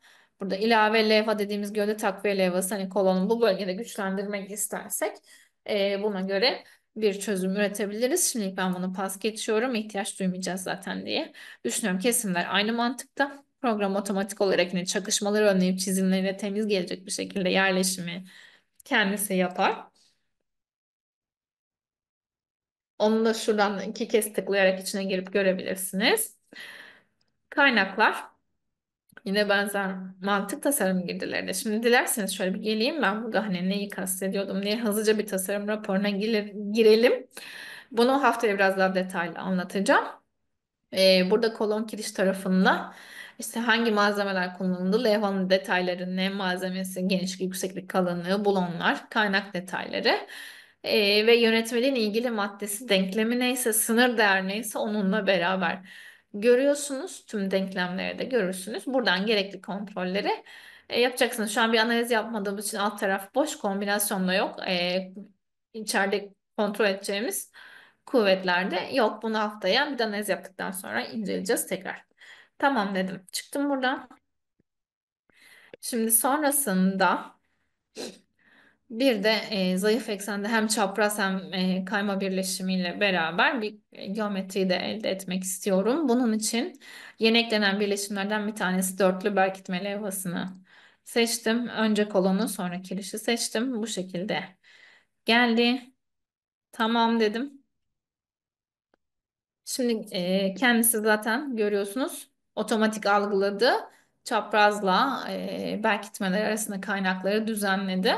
Şimdi de kirişe zayıf eksenli bir birleşim girdiğimde burayı da düzenlemiş olacak. Örneğin T levhalı kayma birleşimini girdim. Yine önce kolonu sonra kirişi seçtim. Bu şekilde birleşimi atadı. Şuradan bakacak olursak yine aynı mantıkta bakın, berkitme levhası kirişin kesimini gerçekleştirdi. Herhangi bir çakışma olmayacak şekilde bu hattın kesimini gerçekleştirdi. Her iki hem T profil hem de berkitme arasındaki kaynakları otomatik oluşturdu. Bu şekilde temiz bir bölge hani oluşturabiliyoruz. Tabii bir de buraya yukarıda da bir çapraz olsaydı ki onu da alalım hemen. Şöyle tipini de çevirelim. Bu şekilde otomatik bir, hani sonradan çaprazı girdiğim halde fark etmedi, durum gördüğünüz gibi otomatik bir şekilde kendisi ilgili berkitmenin arasına kaynağını yerleştirdi. Tabii çapraz birleşimlerinde biraz müdahale etmemiz gerekiyor. Onu da düzenlemeleri lazım. Şimdi mesela bir tane de çapraz birleşimin içine girip birleşimde neler var onlara bakalım. Düz levha kenarını kullandığınız takdirde hemen yapalım. Şuradaki kesimi değiştirdi gördüğünüz gibi. Bunu kapattım. Çapraz birleşiminde tiplerde altta farklı tipler var. Onları kullanabilirsiniz. Tersine çevir derseniz şu çaprazdan içinden geçen levhayı diğer yöne alacaktır. Şöyle kullanabilirsiniz. Bulonlar yine hani standart ve benzer olduğu için bu menülerine girmeyeceğim. Aynı hepsinde bulon özellikleri, kaynak özellikleri ve onların yerleşimleri zaten parametreler anlatıyor burada kendini. O nedenle hızlı hızlı geçiyorum. Berkitme kısmında, şimdi berkitme oluştura geldiğim zaman şöyle, bu 11 versiyonuyla beraber hani böyle gelmişti bir özellik. Kaynaklarını ve kesimlerini otomatik oluşturdu. Burada güçlendirmeleri, gerekli güçlendirmeleri de yapmış oldu. Böyle bir geometri elde ettim. Hemen S235 diyeceğim. Tamam dedim. Kapattım. Aynısını çatı çaprazları için de gerçekleştirebiliyoruz. Eklenen hani bu arada çapraz birleşimlerin menüsü aslında değişik değil. Çatı çapraz ya da diğeri fark etmeyecek. Berkitme levhalarına geldim. Berkitme oluştur dedim. Bu şekilde otomatik olarak atamaları yaptı. Şurada D mesafesi ve T mesafesi belirli. Bunlara müdahale edebiliyorsun. Tamam dedim. Genel itibariyle bu arada birleşimler hani mantığı böyleydi. Hepsinin bulunmaya kaynak olması durumuna göre yerleşimler ve durumlar genel itibariyle benzer. Bu yüzden tüm birleşimlerin üzerinden teker teker geçmeyeceğim. Bir özet yapmış olduk. Haftaya tasarımlarını incelerken zaten yine tekrar hani bir konuşuyor da oluruz. Şimdi bu projeyi şöyle bir inceleyelim ve bunun üzerinden aslında bir de bir kren tanımlayıp onu göstermek istiyorum. Sonra hızlıca bir makaslara bakıp makas birleşimlerine de bakıp eğitimi bugünkü tamamlayacağız. Biraz süremizi açtık. En sonunda soru cevapları alacağım. Dilerseniz chatten yazabilirsiniz sorularınızı da. Şimdi krene geldiğim zaman yine önce malzeme seçin dedim. S235'i seçtim. Tamam dedim. Aynı hattaki elemanları seçmem gerekiyor bu arada. Önce ilk kolonu aynı aks üzerindeki en son kolonumu seçtim. Sonra diğer aksa geldim. Onun ilk ve son kolonunu seçtim. Bu şekilde kreni attı. Şimdi krenin özelliklerine üzerine çift tıkladığımda açılacak. Müdahale edebilirim. Yine eleman adı yazıyor. Kirişinin kesiti yazıyor. Burada HA300 var. Şimdilik ben öyle bırakacağım. Yine hani kütüphaneden farklı kesitleri seçebilirsiniz. Malzemesi S835 olarak var. Değiştirebilirsiniz. Tek parça kiriş veya çok parçalı kiriş şeklinde iki alternatifi var. Çok parçalı kiriş otomatik seçili geldi. Buradan kasıt şu, her bir kolon program otomatik algılar zaten aradaki tüm kolonlarda kirişleri ilgili yerlerden bölüyor. Çok parçalı da tek parça derseniz yapı boyunca baştan sona tek oluyor. Tabii böyle olduğunda hani bu açıklık boyunca elemanı kurtarmanız da ve düzgün birleşim girmeniz de pek kolay değil. Bu nedenle çok ciddi bir açıklık geçiyoruz zaten. Ben çok parçalı kirişi kullandım. Ray kesiti bunu programda yapı ağacından hani kesit tanımında var. Bu arada en alt seçeneklerden bir tanesi buydu. Kullanabilirsiniz. Formunu değiştirebilirsiniz. Onun malzemesine karar verebilirsiniz. Kren sınıfı dediğimiz sizin yapınıza kullanacak kren zaten bu hani programa bağlı değil yönetmeliklere bağlı ve krenin içerisinde mekanik olarak gelmesi gerekiyor. A'dan F'ye kadar tipleri var. Bunlar krenin kendi ömrü boyuncaki kullanım sayısı, çevrim sayısı, günlük çevrim sayısı ve benzeri parametrelere bağlı tanımlı geliyor. Bunlardan uygun olanını seçmeniz lazım. A'dan F'ye doğru giderken F en ağır tip, A en hafif tiptir. F tipi kategoriye geldiğimiz zaman ayrıca yorulma hesaplarının yapılması hani gerekir yönetmelikler gereği. Biz yorulma hesabı yapmıyoruz. Bunu göz ardı etmeyin. O hesabı ayrıca sizin bu kadar ciddi bir hani krem kullanıyorsanız bu çok nadir hani olan bir şey sanat tipi yapılarda hiç olmayabilir. Çok nadir gelecek bir şey. Bilmenizde fayda var. Sizin ayrıca yorulma hesabını yapıyor olmanız gerekir. Ben C tipi orta sınıf bir tane seçtim. Devam ettim. Düşey darbe katsayısı yine parametrelerden hani şu an programda tek bir rakam yazılı 1,25 olarak bunu sizin kontrol edip girmeniz gerekir. Şurada şeyi görüyorsunuz. Mesafeler dediğimiz şekilde de görünüyor D ve H'ın ne olduğu. Yükseklik olarak 150'de. Şimdilik ben öyle bırakacağım. İlgili yüksekliği ayarlamanız gerekiyor tabii ki normalde. Materyallerde de ekranda nasıl göründüğü aslında. Köprüye geldiğim zaman tek köprü, çift köprü. Bunun dışında işte bende şu anda bir tane krem var. Onun kaç tonluk olduğu 5'ten 32'ye kadar otomatik var. Bir de en altta kullanıcı tanımlığı var. Örneğin ben 10 tonluğu seçtim. Bu aşağıdaki olması gereken tekerlek parametreleri program tarafından otomatik yazıldı. Görünüm yine ekranda görünüş o yüzden bir önemi yok. Tamam dedim. Çıktım. Bir de krem birleşimine hızlıca bakalım. Hani farklı tip olduğu için kreme geldim. Önce kolonu sonra krem kirişini seçtim. Sağ tuşa bastım. Birleşimi bitirdim. Bu en uçtaki olduğu için stoperle beraber otomatik hani kendisi gelecek. Farklı tip, iki farklı tipi var. Geçiş yapabilirsiniz. Yine rigidleştiricinin parametrelerine müdahale edebilirsiniz. Buradan kesit ve içindeki birleşime ait tüm levhalara, bulonlara, kaynaklara yine menüsü hani benzerdir. Müdahale edebiliyorsunuz. Tamam dedim çıktım. Bir de hani ortadakinden bir tane göstereyim. Önce kolonu seçtim. Sonra kirişleri seçtim. Otomatik bir şekilde iki hani ayrım noktasından ilgili birleşimi bağlamış oldum. Yine hani birleşim mantığı aynı detaylarına menüden müdahale edebiliyorsunuz.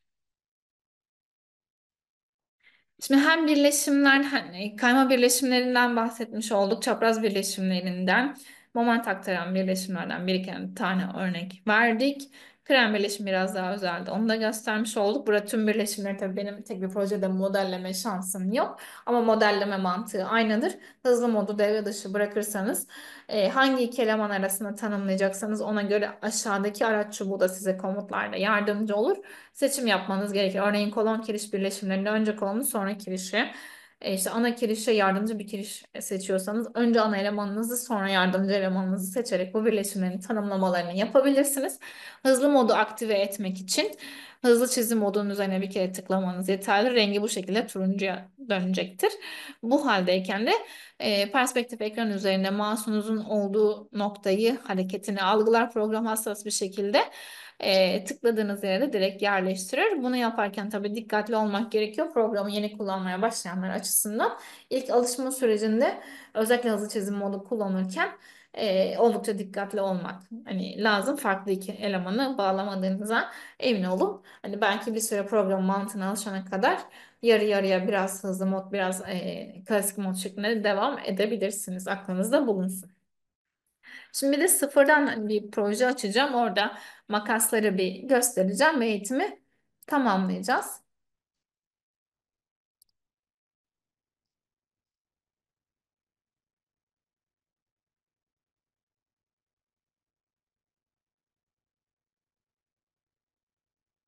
Menüsünü gösterebilmek adına hani ben çok böyle şu an rastgele yerleştiriyorum tabii ama kolonları yerleştirdim.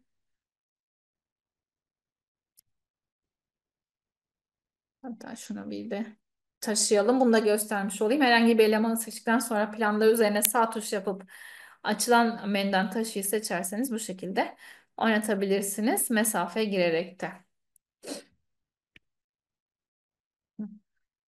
Açıklık ciddi bir açıklık artık. Geçiyorum. Bu arada hani ızgaraların her biri 2 metreye ayarlı.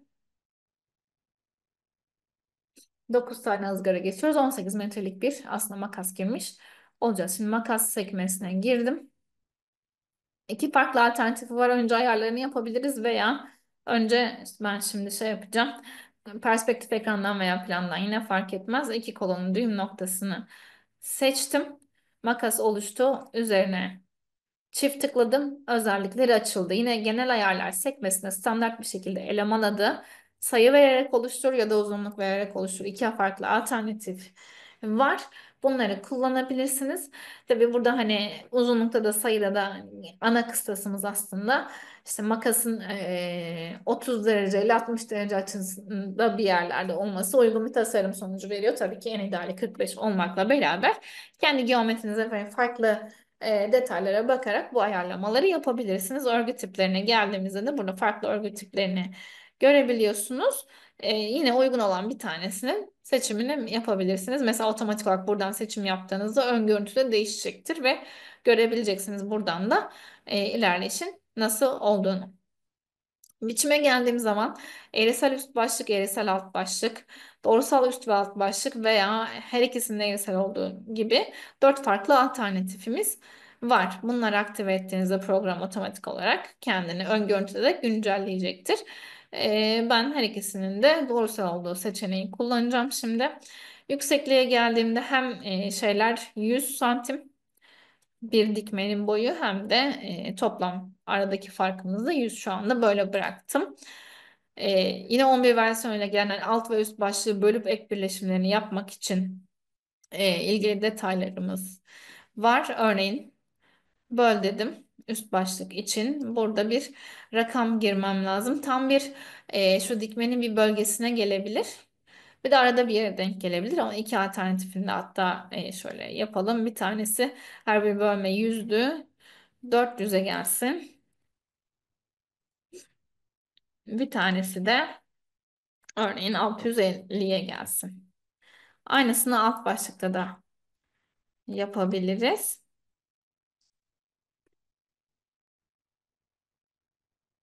Değişiklikler dedim. Ya bu arada tabii ben bunu hani size sadece farklı birleşim alternatiflerini gösterebilmek adına böl komutunu 400 ve 650'den yaptım. Aslında klasik yöntemde maksimum 12 metrelik zaten üretilebiliyor. Bir de ben buraya mahya bölgesine hem alt hem üst başlığa bir mahya vermiş, yükseklik farkı vermiş oldum. Dolayısıyla zaten yarıdan yarı yani toplamda 18 metrelik bir yer geçiyordum. 9 metreye 9 metre.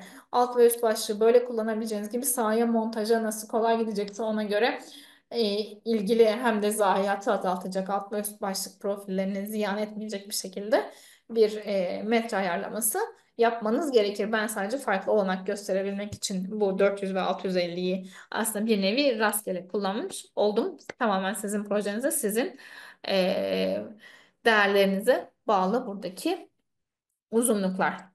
Değişikliklere geldiğimde şimdi, kolona düzgün oturabilmesini sağlamak adına şu son bölmeleri düz yapmak istersen bu C1, C2, C3, C4 şey değildir. Bölme adet değildir. Pardon, adettir. Uzunluk değildir.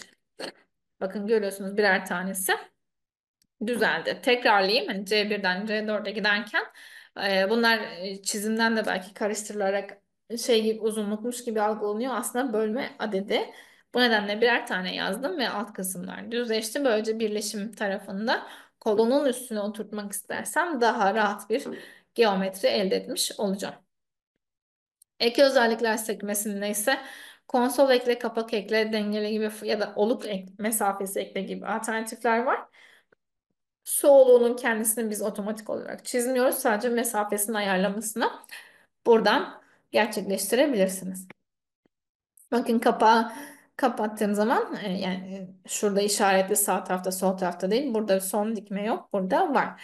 Tabii bu hani mesela kapağı kapatma kolonun aslında kolon üstüne oturtmak yerine makasları daha stabil bir yapı elde edebilmek adına hem üst hem alt başlığı kolon başlığına alın evalı makas birleşimleriyle bağlamak daha uygun bir yöntem olacaktır. Bu durumda da kapakları devre dışı bırakmak gerekiyor. Kutucuklarına şu şekilde birer kez tıklamak yeterli ya da hani üste oturtmak isterseniz bu şekilde kullanabilirsiniz. Elemanlara geldiğim zaman yine birleşim bölgesine bağlı olarak işte çaprazları kaldırmak ya da çaprazları simetrik olacak şekilde aynalamak gibi alternatiflerimiz mevcut. Kesit kısmına geldiğimizde ise şimdi zaten şey görüyorsunuz üst alt dikme ve çapraz diye 4 kategori var.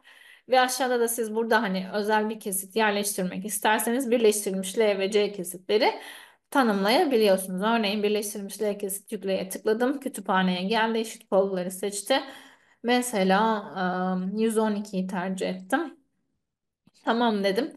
Yöntemde arka arkayı tercih ettim. Kesitler arasındaki mesafede 1 santim yani birleşime 1 santimlik bir fark kalacak şekilde. Tamam dedim. Yeni kesit eklendi. Şimdi bunu seçtim. Üst başlığa bunu al. Alt başlığa bunu al. Örneğin gibi. Seçenekleri kullandım. Başka burada yapmak istiyor mı bakalım. Yokmuş. Bir tane daha ekleyelim.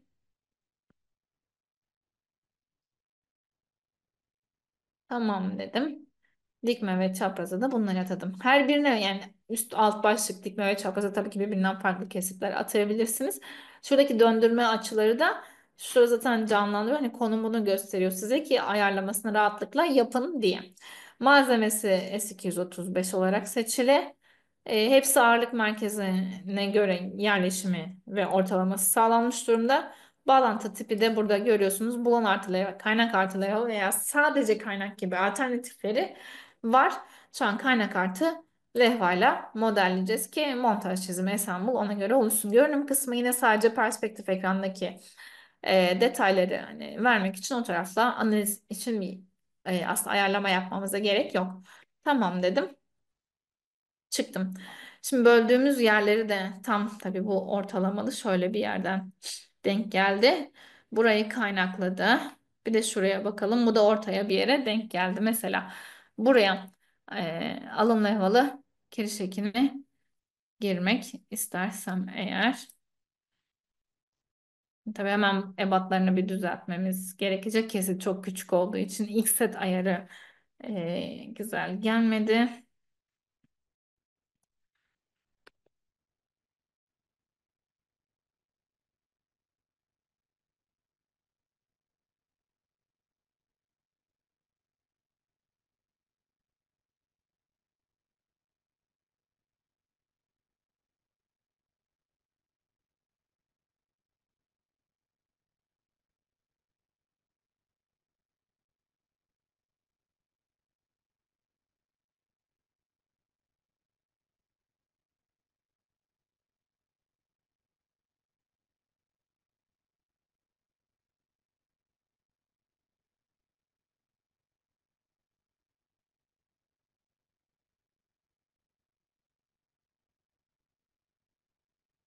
Bu şekilde hani müdahalelerde bulunmak gerekiyor. Ben şimdi ortalama bir birleşim aslında yapmış oldum.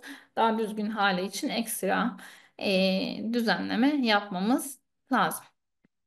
Ama genel itibariyle hani bu şekilde alın elmalı bir birleşimi girip düzeltebiliriz. Veya şurada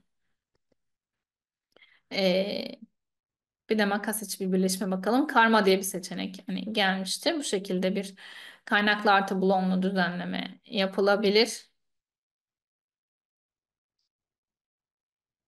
Bu şekilde hani böldüğünüz noktaya yakın bir yerden şu bulonlu eleman 1 2 3 4 diye gidiyor. Mesela 2 dersem diğerine geldi.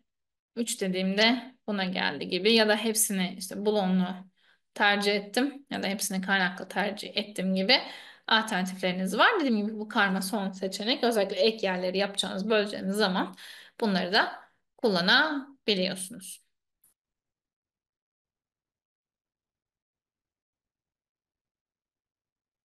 Bir de son olarak şimdi makasın burada ismini görüyorsunuz ama şeyden de bahsetmek lazım. Çizdiğiniz elemanların isimlerini planda da görmek isterseniz son olarak ondan bahsedeyim. Kolonun mesela burada görünmüyor. Katman ayarlarına gelmemiz lazım. Katman ayarlarını tıkladım. Çizim katmanlarındayım. Burada örneğin çelik kolonu tıkladım. Tamam dedim. Bakın artık onun ismine geldi. Eğer yani görmek istediğiniz eleman kesit isimleri varsa bu şekilde katman ayarlarından da düzenleme yapılabilir.